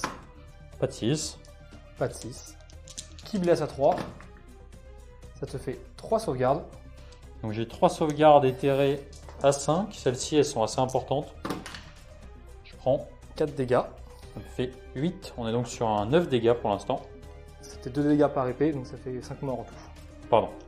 Et ensuite, les plus importantes. Ah voilà, c'est ça que Les j'avais griffes. compris. Ça fait 5 dégâts pour l'instant. Ça fait un 6, ça me fait une griffe en plus. Non. Et du 3+, ça te fait directement 10 blessures mortelles. Parfait. Je suis absolument ravi de ce qui vient de se passer. Bah voilà, donc j'ai pris 15. 15. Parfait. Et donc ça change quand même un petit peu la donne. Heureusement, mon chef d'unité est relativement bien placé, ce qui va me permettre de laisser des figues sur l'objectif en gardant ma cohésion et peut-être, qui sait, de ne pas partir à la déroute. Donc suite à cet énorme craquage, j'ai dit une petite bêtise en disant que j'allais garder mon étendard parce que ça suffirait pour rester. Malheureusement, j'en ai perdu 15. Donc en fait, même si je fais un 1, ça fera 16 et comme j'ai une bravoure de 10, ça fera 6 qui vont fuir. Donc c'est quand même relativement catastrophique pour moi cette activation parce que en fait, le Keeper of Secret que j'espérais voir encore potentiellement engagé si j'avais le choix de l'initiative. Et honnêtement, je pense vraiment que je l'aurais laissé parce que ici, il nous reste un Blade Guest qui est très fatigant, mine de rien, pour Siles qui serait resté engagé. Ici, j'ai appliqué mes debuffs, donc du coup, j'avais pas forcément vraiment d'intérêt à prendre ce tour. Les guerriers sont englués et tapent très peu, donc... Exactement, et en plus, il me reste une unité de faible. Et ici, j'espérais vraiment que ça reste engagé pour pouvoir... tout simplement rester sur l'objectif et être tranquille un tour de plus. Là par contre ça change vraiment la donne parce que je vais forcément perdre ce pack à la déroute. Du coup pour la fin de la phase de combat, on a le Chaos Lord qui a tué 3 Aridan qui va avoir le droit de se soigner. 2 des 3. Il récupère 3 points de vie. Parfait. Et donc full life. J'avais mis 3 dégâts avec mes Aridan, j'étais très heureux, du coup il revient full vie. Pour la phase de déroute, alors... la bonne nouvelle, c'est qu'il n'y aura pas de points de déprave, puisque j'ai perdu les 20 d'un coup. De mon côté, ici, donc, j'en perds D6 plus 5. Pardon, donc ils vont tous partir. Concernant les unités qui sont milieu de table. Alors, on a compté, moi j'ai 22 figurines. Par contre, j'en ai perdu pas mal dans le pack de Shenrasp qui est ici. Ce qui veut dire que si je fais un 6 à la déroute, potentiellement, il peut ne me rester plus rien. Et il s'avère qu'il me reste un PC. C'est absolument primordial de garder cet objectif. C'est l'objectif qui vaut 3 points. Donc je vais utiliser un point de commandement, mon dernier, pour m'immuniser à la bravoure et rester bien englué au chaud là-dedans et garder le contrôle de cet objectif. Ça me fait pas d'autres déroutes de mon côté. Par contre, toi, c'est pas par contre, c'est exactement la même chose. T'as pas de déroute. Ici, t'as pas perdu suffisamment. Fin de phase de déroute, par contre, il y a pas mal de choses. Est-ce que tu peux nous faire un petit récapitulatif des points de dépravation? Donc, mon guerrier secret a perdu 1 point de vie avec les chaînes Rasp, ça me fait 1 point. Sileski a perdu 2 points de vie, un deuxième. Les Blade Guest ont perdu 4 modèles, un troisième. Mon Chaos Lord, même s'il s'est soigné, a quand même subi des dégâts, ça me fait un quatrième point. Dans la mêlée générale, il y a 3 unités qui ont subi des dégâts, ça me fait 3 points supplémentaires. Et enfin, les Aridan ici ont pris un trait magique, ce qui me fait 1 point encore, ça me fait un total de 8 points de dépravation, ce qui me porte à 14 points de dépravation. Très bien. Et par contre, concernant les points de victoire, tu vas en marquer seulement un seul, ce tour-ci, ce qui veut dire que j'ai encore un petit peu l'avantage puisque tu es à 7, si je ne dis pas de bêtises, alors que moi je suis à 9. Ça marque donc la fin de ce deuxième round de bataille. Avant de passer au troisième round de bataille, est-ce que tu peux déjà nous dire combien tu as de dépravation maintenant? Je suis à 14 points de dépravation en tout. Ce qui te permet d'invoquer ce que tu veux. Voilà. Un keeper. Un keeper, 30 démonettes. Il y aura le choix. Je commence à m'essouffler. Moi, j'ai plus qu'un petit pack de Myrmond Banshee en frappe en profondeur. Donc ça sent pas super bon. On va d'abord regarder l'objectif qui vaut 2 points pour ce tour. C'est parti. Donc, comme d'hab. 2, c'est celui-ci. Donc c'est pas trop mal pour moi. Il va falloir gérer avec ça. Très bien, on va donc passer tout de suite au jet d'initiative du troisième round de bataille. Alors dans tous les cas, je ne suis pas au top de ma forme, mais je vais me battre jusqu'au bout. Un petit 5. Et 2. Un petit 2. Il va falloir que je réfléchisse un petit peu. Je C'est embêtant en fait parce que je pense que je suis obligé de le prendre parce que je commence à être acculé. Le problème, si je le prends, eh ben, c'est que enfin, je veux dire, en fait, je vais m'essouffler et ton invocation, ça risque d'être encore pire puisque tu pourras invoquer encore plus. À noter que si je dis pas de bêtises, tu peux invoquer une seule unité par tour. Donc là, Maintenant, je suis maximum de points, 12. Je n'invoquerai pas plus fort au prochain c'est ça. tour. Le petit souci par contre, c'est que là, mes debuffs sont posés au milieu de table et potentiellement, ils peuvent ne pas repasser. Voilà. Donc, je vais réfléchir 2 secondes, même si je pense que je vais prendre ce 3e round. J'ai donc décidé de prendre ce 3e round de bataille. C'est trop important pour moi de tenter, dans un dernier barreau d'honneur, d'aller choper les héros et de continuer à marquer quelques points. Donc, déjà, début de la phase de héros. Je vais marquer un PC, je repasse à 1. Lady Olinder va tenter, sur un 2+, d'infliger des 6 blessures mortelles à ce pack. C'est parti. 5. Donc, ça fait 5 blessures mortelles. C'est hyper important hein, pour moi de... J'ai un Feel No Pain à 5. C'est ça. J'en sauve quand même 2. Ça te fait 2 morts. 2 morts. Je vais donc tenter de lancer mon premier sort qui va toujours me permettre d'avoir un +1 pour toucher et toi de t'infliger un -1 à la touche. Il est important, celui-ci valeur de lancement de 7. Non, toujours pas. Je vais tenter le sort Drain de vie. Je fais 8. Je vais tenter de dissiper avec la sorcière. Ça fait 11. Ça fait 11, décidément. C'est un petit peu dur pour moi là. Et donc, pour moi. je vais tenter avec le Guardian of Soul dans l'unité du bataillon qui a perdu beaucoup de figues d'en ramener. Et là, celui-ci, maintenant, c'est hyper important. Ça peut être 2d6 + 3. Valeur de lancement de 6. Je fais 8. Sois sympa, sois sympa. Je vais le tenter avec le char. J'ai fait 6. Donc, ça passe. Je vais donc pouvoir ramener 2d6 + 3 figurines grâce à la chaîne Guard et grâce en plus au Beacon of Nagashizar. Je vais donc ramener 13 modèles et ça change pas mal de choses parce que ça va me permettre de faire un gros écran. C'est donc déjà fini pour ma phase de héros. Donc pour ma phase de mouvement, en fait là je vais vraiment essayer d'aller asmater au maximum tous les héros. C'est devenu absolument primordial pour moi, notamment avec les cris de Lady Olinder, etc. d'aller chercher au maximum tous ces héros qui sont derrière pour pouvoir essayer de les impacter maintenant et potentiellement bloquer un petit peu l'invocation pour pas qu'elle se fasse trop loin sur la table. A noter que cette invocation de 13 Chain Rasp m'a mis très bien puisqu'en fait je suis engagé, j'ai même pas forcément besoin de me désengager pour aller chercher l'objectif là-bas et marquer 3 points à ce tour-ci. Et toi par contre tes unités de ligne t'en as plus des masses et donc c'est tout bénef pour moi. Voilà. 3e phase de mouvement, alors là ça devient hyper tendu et c'est assez marrant parce que je pensais absolument pas que, quand j'ai vu les derniers tours, que je pourrais potentiellement revenir. Et là, il y a un créneau parce qu'il y a quand même une table qui se libère. Ici, ça fatigue. Bientôt, il n'y a plus de reroll. Et voilà, c'est intéressant pour moi. Je peux peut-être aller sur un coup de fusil. Elle qui est en full reroll des sauvegardes, lui mettre un bon petit paquet de BM grâce à cette petite tombe Banshee que j'adore. Vraiment que j'adore. Donc voilà, qu'est-ce que j'ai fait? Ici, je suis resté engagé, mais Aridan, je les ai catapultés de l'autre côté, l'idée étant tout simplement de ne pas donner le beurre et l'argent du beurre tout en contrôlant l'objectif. Pas trop de surprises, mes Blade Guests ont avancé, j'ai le pendentif. D'ailleurs, lui, je ne l'ai pas encore replacé, mais je vais le placer un petit peu là-bas pour qu'il aille tenter sa charge sur les héros. Et j'ai invoqué mes dernières unités puisque c'est mon T3, mais Aridan, n'importe quoi, je vais commencer à dire n'importe quoi, mais Myrmond Banshee. Et voilà, donc je vais juste replacer mon Knight of Shroud en Ethereal Steed, il me reste un PC et c'est maintenant qu'il faut claquer des charges à 9+, après la phase de tir. Phase de tir, et celle-ci elle est particulièrement importante, donc c'est des aptitudes en phase de tir pour ma petite tombe Banshee. Et Olinder va déjà commencer son tir qui va rayonner autour. Donc on va commencer par les Chaos Warriors, ils ont une bravoure à 8 qui passe à 7, je jette 2 dés, si je fais plus, allez, 11, ça sera D3 blessures mortelles. Une, un petit peu triste. Sur un 5+, ils prennent. Parfait. Ensuite, l'autre héros, bravoure à 7. Bim, je fais 9, D3 blessures mortelles. Une, non, c'est pas top ça. Donc t'as pas de Feel No Pain. Et le dernier, bravoure à 6. Ouh là là, la mort qui s'énerve. D3 blessures mortelles. 3 blessures mortelles. En sachant qu'elle a pas masse PV, elle. Hein. Il ne reste plus que 2 points de vie. Et là, c'est là qu'on va tenter le coup de fusil avec la tombe Banshee dans cet individu. À savoir que si j'arrive par malheur à faire...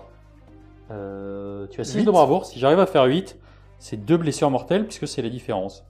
C'est parti. Me déçois pas. Bon. Cassé. Allez, un petit 6 pour le squig. Un 6. Oh. Non, catastrophe. Donc, il reste 2 PV et des héros qui sont un petit peu abîmés. Donc, je vais procéder aux charges tout de suite parce que là, il y a quand même des trucs à faire. On va commencer tout de suite. Mon petit Blade Guest qui est tout seul va tenter une charge dans ce héros. À noter que les Blade Guests ont la capacité de désengager et charger. C'est pour ça que j'ai pu me désengager de Silesque et y aller. 6. C'est pas sur ça que je vais payer ma relance. Donc il va y aller de manière tout à fait normale. Je vais tenter ma charge avec mon autre pack de Blade Guest. 3. Là par contre, il va falloir que je réfléchisse 2 secondes. Alors là, c'est un peu embêtant, c'est mon dernier PC. C'est embêtant pourquoi? Parce qu'en fait, je peux rajouter les attaques sur mes Mirror de Banshee. Et c'est particulièrement violent. Donc je suis en train de réfléchir.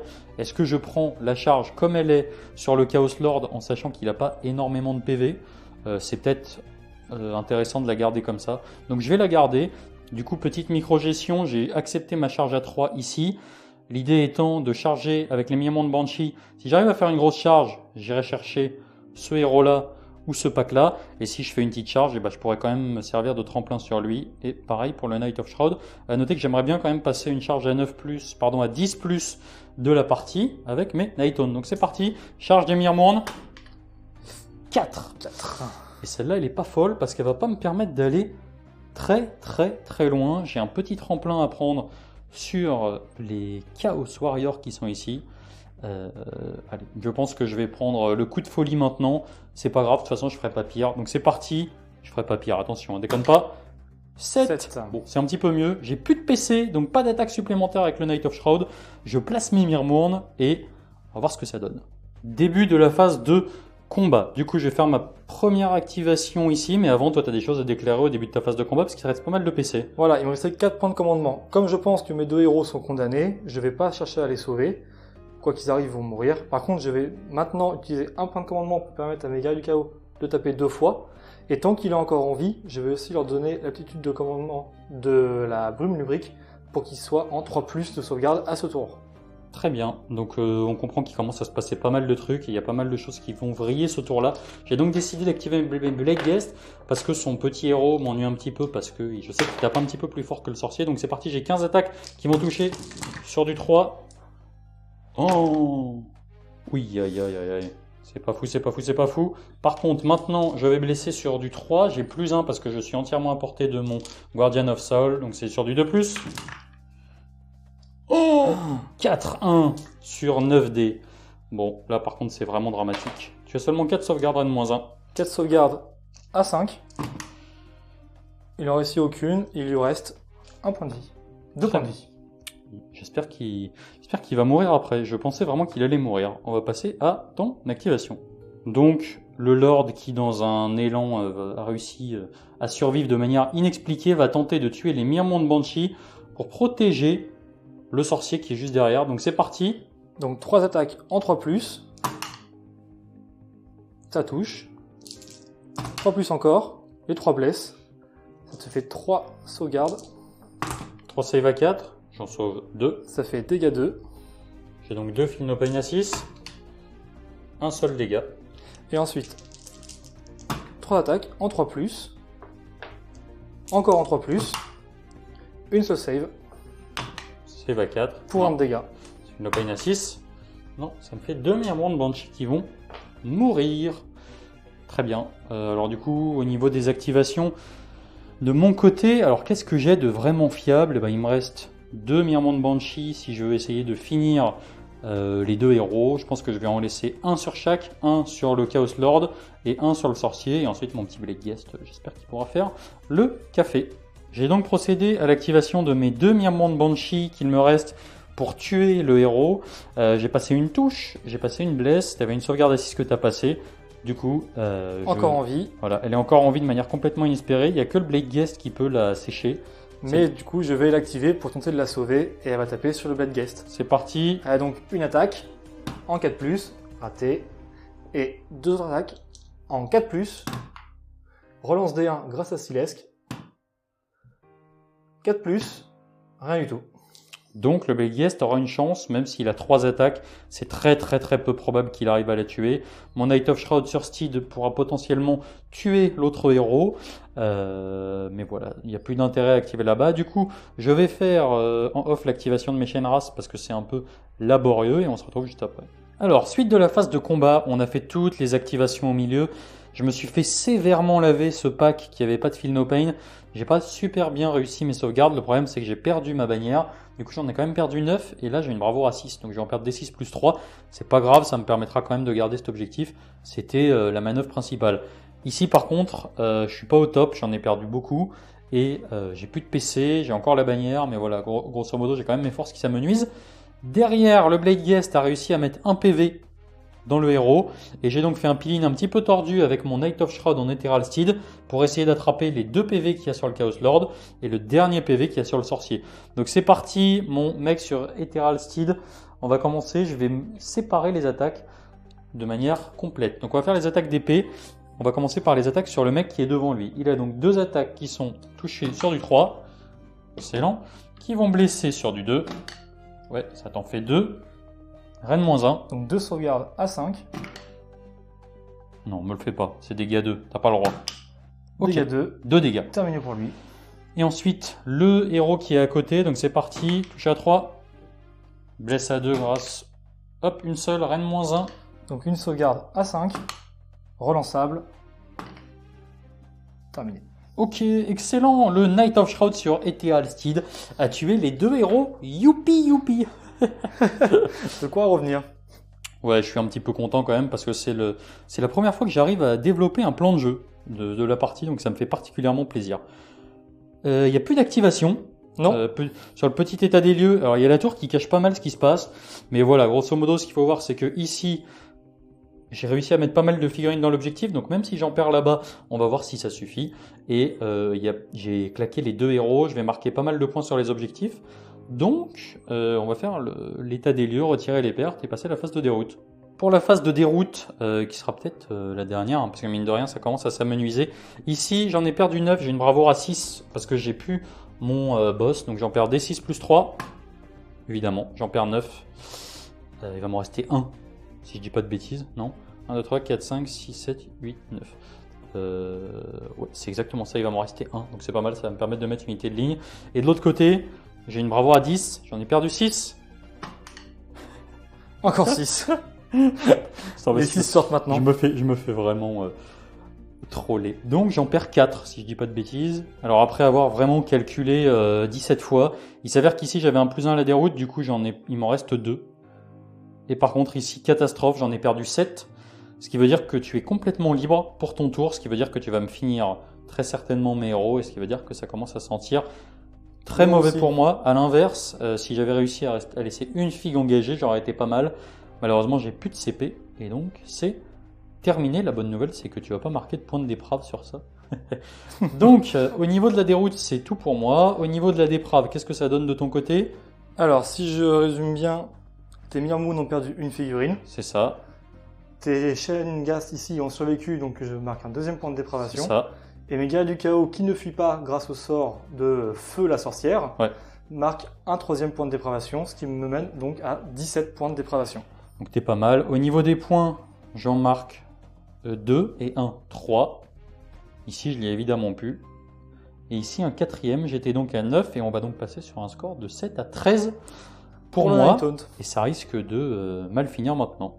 3e tour côté Slaanesh. Que fais-tu? Alors, je gagne un point de commandement si je passe à 3. Mon bataillon, il me reste 3 héros dans mon bataillon. Donc, sur 1, 2, 3, 5, Pas de CP. pas de CP. Donc, je reste à 3 points de commandement. Niveau des sorts, malheureusement, il me reste plus grand chose. J'ai pas beaucoup de possibilités. Je vais d'abord tenter le sort de Silesque, Subversion, qui passe sur un 7. Raté. Petit Douglas. Petit Douglas. Péril du Warp. Ensuite, mon Exalted va lancer son sort maison, c'est-à-dire Soumission, qui passe sur un 5. Réussi. Je vais tenter de dissiper avec mon Guardian of Soul. Avec un petit 7. Donc, ça passe. Je vais donc mettre la relance D1 sur Lady Olinder. Mon gardien des secrets va tenter un bouclier mystique. Le réussir. À 10. Je vais tenter de le dissiper avec Olinder, c'est gratuit. 8. Ça passe quand même. Il va donc le mettre sur Silesque. Et enfin, il va tenter un trait mystique Qui ne passe pas. qui ne passe pas. Très bien. Fin de ta phase de héros. Ça clôture ma phase de héros. Pour ta phase de move, qu'est-ce que t'as en tête, là, hormis l'invocation? Alors, le gardien va malheureusement ne pourra pas reprendre l'objectif, mais je vais quand même essayer de venir laver les Harridan. Si l'esqué, s'il fait une très bonne course, va essayer lui de venir laver les 2 chaînes rasp qui restent ici pour pouvoir reprendre l'objectif qui vaut 3 points. Étant donné que j'ai maudit Olinder, je vais tenter de charger ici tout en restant un maximum d'objectifs pour engluer tes héros et commencer à faire des dégâts. Mon char, quant à lui, va venir se garer quelque part par là. L'idée, c'est de réussir à invoquer des démonettes ici pour pouvoir reprendre l'objectif et ensuite de venir charger dans ton QG pour faire un maximum de dégâts à l'impact, puis en aspirant les âmes au début de la phase de combat. Très bien. Donc, nous allons voir si tu as réussi à tout mettre en place. Petit résumé de cette phase de mouvement. Qu'as-tu fait? Alors, j'ai d'abord avancé mon char, je le mets ici. En fin de phase de mouvement, j'ai claqué 10 points de dépravation pour invoquer 20 démonettes. Ce sera suffisant pour reprendre cet objectif-là. Et ça me permet de garder des points pour l'invocation un peu plus tard. Ici, mes guerriers chaos se sont rapprochés au maximum de Lady Olinder. Enfin, Silesky a fait une très mauvaise charge à 1. J'ai donc dépensé un point de commandement. Un très mauvais jet de course de 1. J'ai dépensé un point de commandement pour le faire s'approcher le plus possible, car en effet, il peut courir et charger. Le gardien, lui, s'est simplement rapproché des Aridan. Ok, et donc on va procéder à toutes les charges, et il est possible que cette fois ça marque vraiment la fin s'il y en a trop qui passent. Petit résumé de la charge, en commençant de gauche à droite. Déjà les démonettes, pas la joie. Elles n'ont pas réussi leur charge malgré leur relance. Mon char, quant à lui, a réussi sa charge. Les guerriers du chaos également. J'ai pas chargé au maximum car je voulais en garder un maximum sur l'objectif. Si l'esqué décidément n'est pas motivé, il a fait une charge à 2. J'ai donc dépensé encore un point de commandement pour aller sur les chaînes rasp. Le keeper, serein. Et le keeper, serein, va aller dire bonjour. Qui nettoie les figues par 15. Pour en faire des spaghettis. Ok, donc fin de phase de charge, tu avais pas mal d'aptitudes. Alors, premièrement, je vais mettre des blessures mortelles. Je vais choisir de les mettre sur ton Guardian of Soul. Guardian of Soul, parce que je n'aimerais pas que tu ramènes encore du monde là-bas si jamais tu venais à partir et que si les se craquer. Donc, ça, on lance 4, donc ça va faire D3. Ça va faire 2 blessures mortelles. 2 Philopane à 6, 2 dégâts. Ok. Ensuite, en début de phase de combat, mon char va aspirer les âmes autour de lui. Donc je vais lancer un dé d'abord pour le Guardian of Soul. 5, il va donc prendre D3 BM. Une BM supplémentaire. Philopane à 6. Non, ça fait 3 dégâts. Enfin, Lady Olinder. Pareil, D3 points. Blessure mortelle. 2 blessures mortelles. Douglas. Aïe, ça commence à fatiguer côté Nighthaunt. Hein. Et donc mon char va avoir plus 2 attaques sur tous ses profils d'armes. Pas mal. C'est pas mal. Très bien. Et donc, au niveau des activations, par quoi tu veux commencer? Le char peut-être? Je pense que je vais commencer par le char parce que j'ai quand même engagé beaucoup de monde, notamment tes Bladegeist. J'aimerais faire, même si je crains pas trop que tu le tues dans une activation, j'aimerais faire un maximum de dégâts maintenant, alors que le reste ne craint pas vraiment. Très bien. Et donc on va passer à cette première activation. On va donc commencer par ta première activation dans le Guardian of Soul. Tu as 29 attaques. Tu vas en mettre 10 dans le Guardian of Soul et 19 dans Olinder, en sachant qu'ils ont respectivement 3 et... non, pardon, ils ont pris 3 et 2, il leur reste donc 2 et 5 PV. Donc c'est parti, le Guardian of Soul. Donc, les 10 premières, qui touchent Oula. à 3. Oula. Malheureusement, il n'y a pas de 6, même si ça reste un très bon jet. Vont ensuite blesser à 4. Oh, c'est moins bon. Ça te fait 2 sauvegardes. Allez, on va faire les deux là si je les loupe. Et oui. Feel no pain à 6. J'ai une 4 plus éthérée. Oh, il reste en PV. Il survit à 1 PV. Ensuite, je vais faire les 19 attaques. Dans les Olinder. Donc c'est pareil, on va toucher sur du 3+. Il y a du 2, il y a beaucoup de 2. Hein. C'est pas la fête au 6 là. Hein. Je vais garder ce 2 là parce que j'ai un 6. Ouh là là. Oh, je vais la relance des 1. Bon, j'en ai vu qu'un, tant pis. Raté. Et c'est du 4. Ouh là là là là là. Ça se fait 3 sauvegardes. C'est un des pires 3+, 4+, que j'ai eu l'occasion de voir. C'est parti. Olinder. Tu me diras, je suis pas non plus ouf sur la save. Non. 3 Feel no pain à 6. Non. Et bien donc j'ai tout loupé, donc c'est pas mal. J'ai pris 5 et 4. Olinder a 2 PV et le Guardian of Soul a 1 PV. Ah, j'aurais aimé les tuer. Fin de ton activation. Fin de l'activation. Et bien, je vais procéder à... On va voir ce que je vais activer. Peut-être Olinder dans les Chaos Warrior ou quoi. Je vais réfléchir 2 secondes et voilà. Alors, on a procédé à différentes activations, notamment Olinder qui a pu frapper sur le Bladebringer. Ici, Sileske et le Keeper of Secret ont pu nettoyer les 2 petits packs dans lesquels il restait 3 figues. Derrière, j'ai pu activer mon pack de Blade Guest. Et donc, il ne reste que 2 PV, si je dis pas de bêtises, dans le 2 PV Bladebringer. sur le char. Et donc, tu vas pouvoir activer maintenant ton pack de Chaos Knight. Donc j'ai fait mon pile-in. J'en ai un seul qui va taper sur la Banshee. 3+. Encore 3+. Raté. Ensuite, je vais avoir tout le reste qui vont taper sur l'idée Olinder. En 3+. J'ai la reroll des 1 sur Olinder. On ne l'oublie pas. On n'oublie pas cette fois. Ensuite, blessé sur du 3+. C'est pas mal. Il y a moyen de la terminer. Attention, attention, attention, j'ai 5 sauvegardes. Éthéré à 4. Oula. Doudoudou. Il me reste 2 PV en plus. Fine no pain à C'est 6. Il restera un PV. Olinder qui tient avec 1 PV. Ça s'appellera un point de dépravation. Excellent. Et maintenant, tu en as pas du tout dans le Guardian of Soul, c'est ça? Non, J'ai donc mes 2 héros à 1 PV. c'est ça. Et donc du coup, j'ai quand même mon Guardian of Soul qui va avoir le luxe de pouvoir taper dans le Bladebringer. Donc de mon côté, il me reste quand même 2 activations. Le Guardian of Soul qui a donc 3 attaques en 3+3+, moins 1 dégâts 1. C'est parti. 3 attaques en 3+. Ok. 2+. Ouais, une, reine moins 1. Une sauvegarde à 5. Un PV. Il restera un PV sur mon char. Très bien, donc je vais procéder tout de suite à l'activation de ma tombe Banshee que je n'ai encore jamais vue au corps à corps. J'ai effectué la dernière attaque de ma tombe Banshee qui s'est complètement loupée parce que 4+, c'était un peu limite pour elle. Du coup, pour la déroute, eh ben, moi j'en ai pas, toi non plus. Par contre, pour la fin de la phase de déroute, t'as pas mal de dépraves. Alors j'en ai 3. Mon char a pris des dégâts. Lady Olinder et le Guardian of Soul ont pris des dégâts, sont tous les deux à 1 point de vie. Et donc du coup ça me fait 3 points de dépravation, ce qui me mène à 10 points de dépravation. Donc encore toujours plus de dépraves. À noter que là, moi, on a 3 héros qui sont à 1 PV.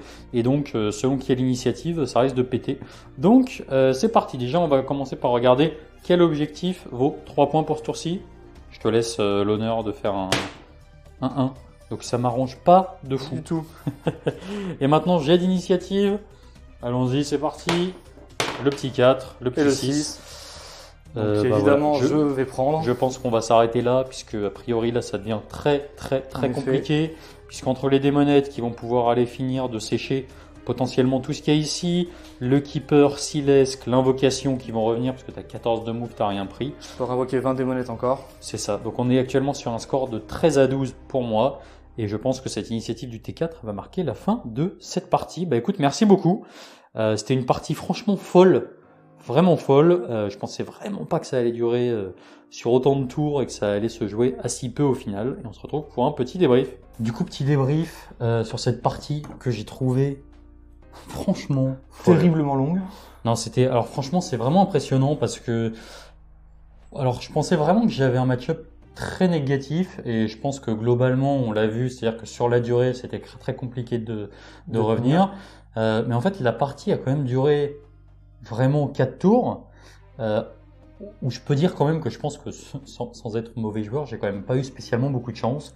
T'as vraiment pas eu de chance et voilà, sur ton T1 et T2. la partie était quand même super intéressante, ça a duré vraiment longtemps, je m'attendais vraiment pas à... En fait, je pensais vraiment que j'allais me faire potentiellement Alpha Strike assez vite. Comme on avait discuté un petit peu, c'est vrai que je pense que t'as payé assez cher ton déploiement, dans le sens où t'as déployé vraiment comme si tu allais prendre le T1 avec 2 unités qui allaient pouvoir TP en Lurid Days. Et en fait, tu t'es mis mal un petit peu rapidement tout seul par le fait que tu aies fait un 1 au début. J'ai fait un 1, ça paye. Donc voilà, c'est vrai que ce déploiement en fait a fait que tu t'étais un peu retrouvé obligé de prendre le T1 parce que moi, pour le coup, j'ai beaucoup de FEP. Donc c'était embêtant pour toi. Au niveau de mes unités, bah, en fait, c'est la première fois que moi je joue vraiment du MSU en Nighthaunt. Donc c'est vrai que c'est hyper intéressant de pouvoir mettre de la pression un peu par petites vagues en fond de table, mais en fait c'est toujours le même problème, j'ai l'impression en Nighthaunt, c'est que, alors là pour le coup j'ai pas fait un seul 10+, non, t'en as pas eu un de seul la partie. T'as pas eu de chance sur les charges à aucun moment de toute façon. Ouais, mais alors ce qui m'a fait mal surtout c'est que j'ai jamais pu passer un 9+, ce qui veut dire que j'ai jamais pu charger après une FEP, et effectivement je pense que des sorts comme les chronomantiques Cogs sont absolument indispensables. Dans une armée où il y a beaucoup de FEP, où tu te bases beaucoup sur ta FEP. Carrément. Et du coup, toi, qu'est-ce que tu as pensé de ce changement de version de BT Slanesh du coup? Alors, j'étais assez frileux au début, j'avais l'impression que le BT perdait, même si je trouve que globalement il perd un peu. Mhm. Par contre, j'ai toujours été assez fan de jouer des unités mortelles en Slanesh. Et maintenant, l'unité mortelle ne paye pas cette taxe en points qu'ont toutes les unités Slanesh pour pouvoir invoquer.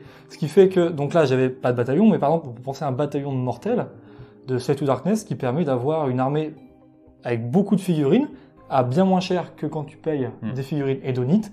Alors certes, tu perds pas mal de règles d'allégeance, mais ça a une invocation qui est assez incroyable. Là, on l'a vu par exemple. Donc T1, j'ai fait que 3 points, mais T2, j'ai...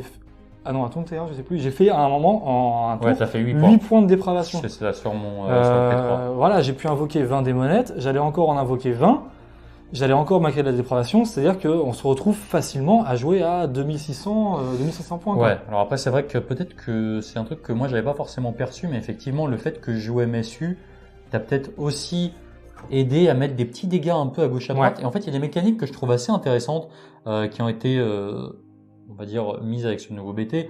En fait, on se rend compte qu'il y a plein de trucs qui sont hyper contre-intuitifs. Par exemple, quand on est face à une unité qui va nous mettre, on sait, assez peu de dégâts, et ben en fait, on va avoir tendance à l'activer potentiellement en deuxième, histoire de se prendre un ou deux dégâts. Un peu de dégâts. Du coup, c'est assez intéressant. Pareil, un trait magique qui paraît complètement anecdotique de manière générale, bah là, c'est une unité sur laquelle on va aller récupérer un point de déprave. Pareil, la mécanique du décor. Alors avec les artefacts ça marche pas, mais quand on n'a pas d'artefact, on peut se met un point de vide tout seul. Une petite blessure mortelle. Donc en fait c'est assez intéressant. Il faut bien voir qu'en plus là on n'a pas joué avec les règles de décor habituelles. Donc potentiellement il y a des décors maudits aussi sur lesquels on peut se faire quelques petits D3 points de dégâts, sur lesquels qui vont encore faire des points de dépravation. Et je trouve que c'est vachement plus intéressant parce que typiquement à l'époque, sur une armée de Nighthaunt, tu n'aurais jamais généré quasiment pas d'invocation. C'est ça. Que là, maintenant, l'invocation n'est plus dépendante de l'armée qu'on affronte. Alors évidemment, s'il y a un MSU, on est content. Même si c'est MSU, on a plus de chances de laver les unités en une seule fois et donc de pas générer de dépravation. Et c'est là que je trouve des unités comme les Slave to Darkness qui sont tendance à être très résistants pour leur coup en points. Par exemple, typiquement le Pacte de guerre du chaos, il va prendre 2, 3, 4 tours à mourir. Donc c'est autant de points de dépravation qu'il va générer. D'autant plus, ils font pas énormément de dégâts, mais ils vont taper, grignoter l'adversaire. Et c'est comme ça qu'on se retrouve à pouvoir invoquer un gardien, voire 2, 50 démonettes sur la table. Là, t'aurais largement eu les moyens d'invoquer 2 Keepers of Secret et peut-être j'avais le point, s'il y avait eu un T5, peut-être, qui sait, un troisième, hein, mais voilà, en tout cas, il n'y a pas eu besoin. En tout cas, merci beaucoup. Merci aussi à ton asso qui m'a les lutins du Cotentin, puisque c'est vous, en tout cas, c'est vous qui nous avez mis la table à disposition. Voilà. Vous organisez quelques événements, notamment, avec des tournois sur lesquels j'ai pu aller. Donc en fait, on est une asso, on est basé dans le Cotentin, c'est-à-dire à Cherbourg. On a donc AOS évidemment, mais vous aussi... êtes des lutins. On est des lutins. Voilà, les oreilles, tout, moi je les ai cachés. Mais du coup, on a 4 jeux principaux, donc AOS 40K, X-Wing et Kill Team. Et on a décidé, sur ces 4 jeux-là, de mettre en place beaucoup de moyens, parce que notre asso a énormément grandi. Et on va organiser, une fois que le Covid sera terminé, tous les ans des tournois, jusqu'à 60 personnes sur ces différents jeux-là. Et donc pour ça, on a fait donc les tables que par exemple celles que vous voyez là, qu'on imprime à l'aide de donc Foxbest qui est un imprimeur 3D sur Caen. Et on s'est fabriqué une trentaine de tables comme ça, une quinzaine de tables Kill Team pour pouvoir accueillir des tournois toute l'année. Donc une fois que le Covid sera terminé, on vous invite à venir chez nous pour la bagarre. Ouais, si je dis pas de bêtises, en plus, vous étiez censé accueillir une étape de la Ligue de la OSFF. On est toujours censé l'accueillir, donc une étape de la French Team Cup qui a été repoussée malheureusement pour le Covid. Mais on est toujours censé l'accueillir, les tables seront prêtes et donc on attend. Voilà, donc en tout cas vous avez fait... je passe un petit coucou à Chico, donc Alexandre, que j'avais d'ailleurs eu l'occasion de croiser lors d'un précédent tournoi, pour le taf monstrueux qu'il a bas, notamment en termes de communauté, parce que vraiment, il a réussi à fédérer vraiment une équipe. Voilà, on était une asso d'une quinzaine de personnes, et en l'espace de 1 an, malgré le Covid, on est passé à une cinquantaine. Même en termes de moyens, avec les tables, etc. Donc voilà, c'est vraiment excellent pour la région, et pour le hobby de manière générale, sur les différents jeux. Donc voilà, donc c'est le petit coucou, le petit clin d'œil. Et puis, écoutez, merci encore, merci à toi d'être venu pour les tables, pour cette magnifique armée, puisque voir du Slanesh SDT, STD, mais habillé comme du Slaanesh, c'est particulièrement sympathique. Voilà. Merci C'est encore. important, c'est Slaanesh. Exactement. Merci à toi. Merci à toi. J'espère que ça vous a plu et je vous dis salut, salut.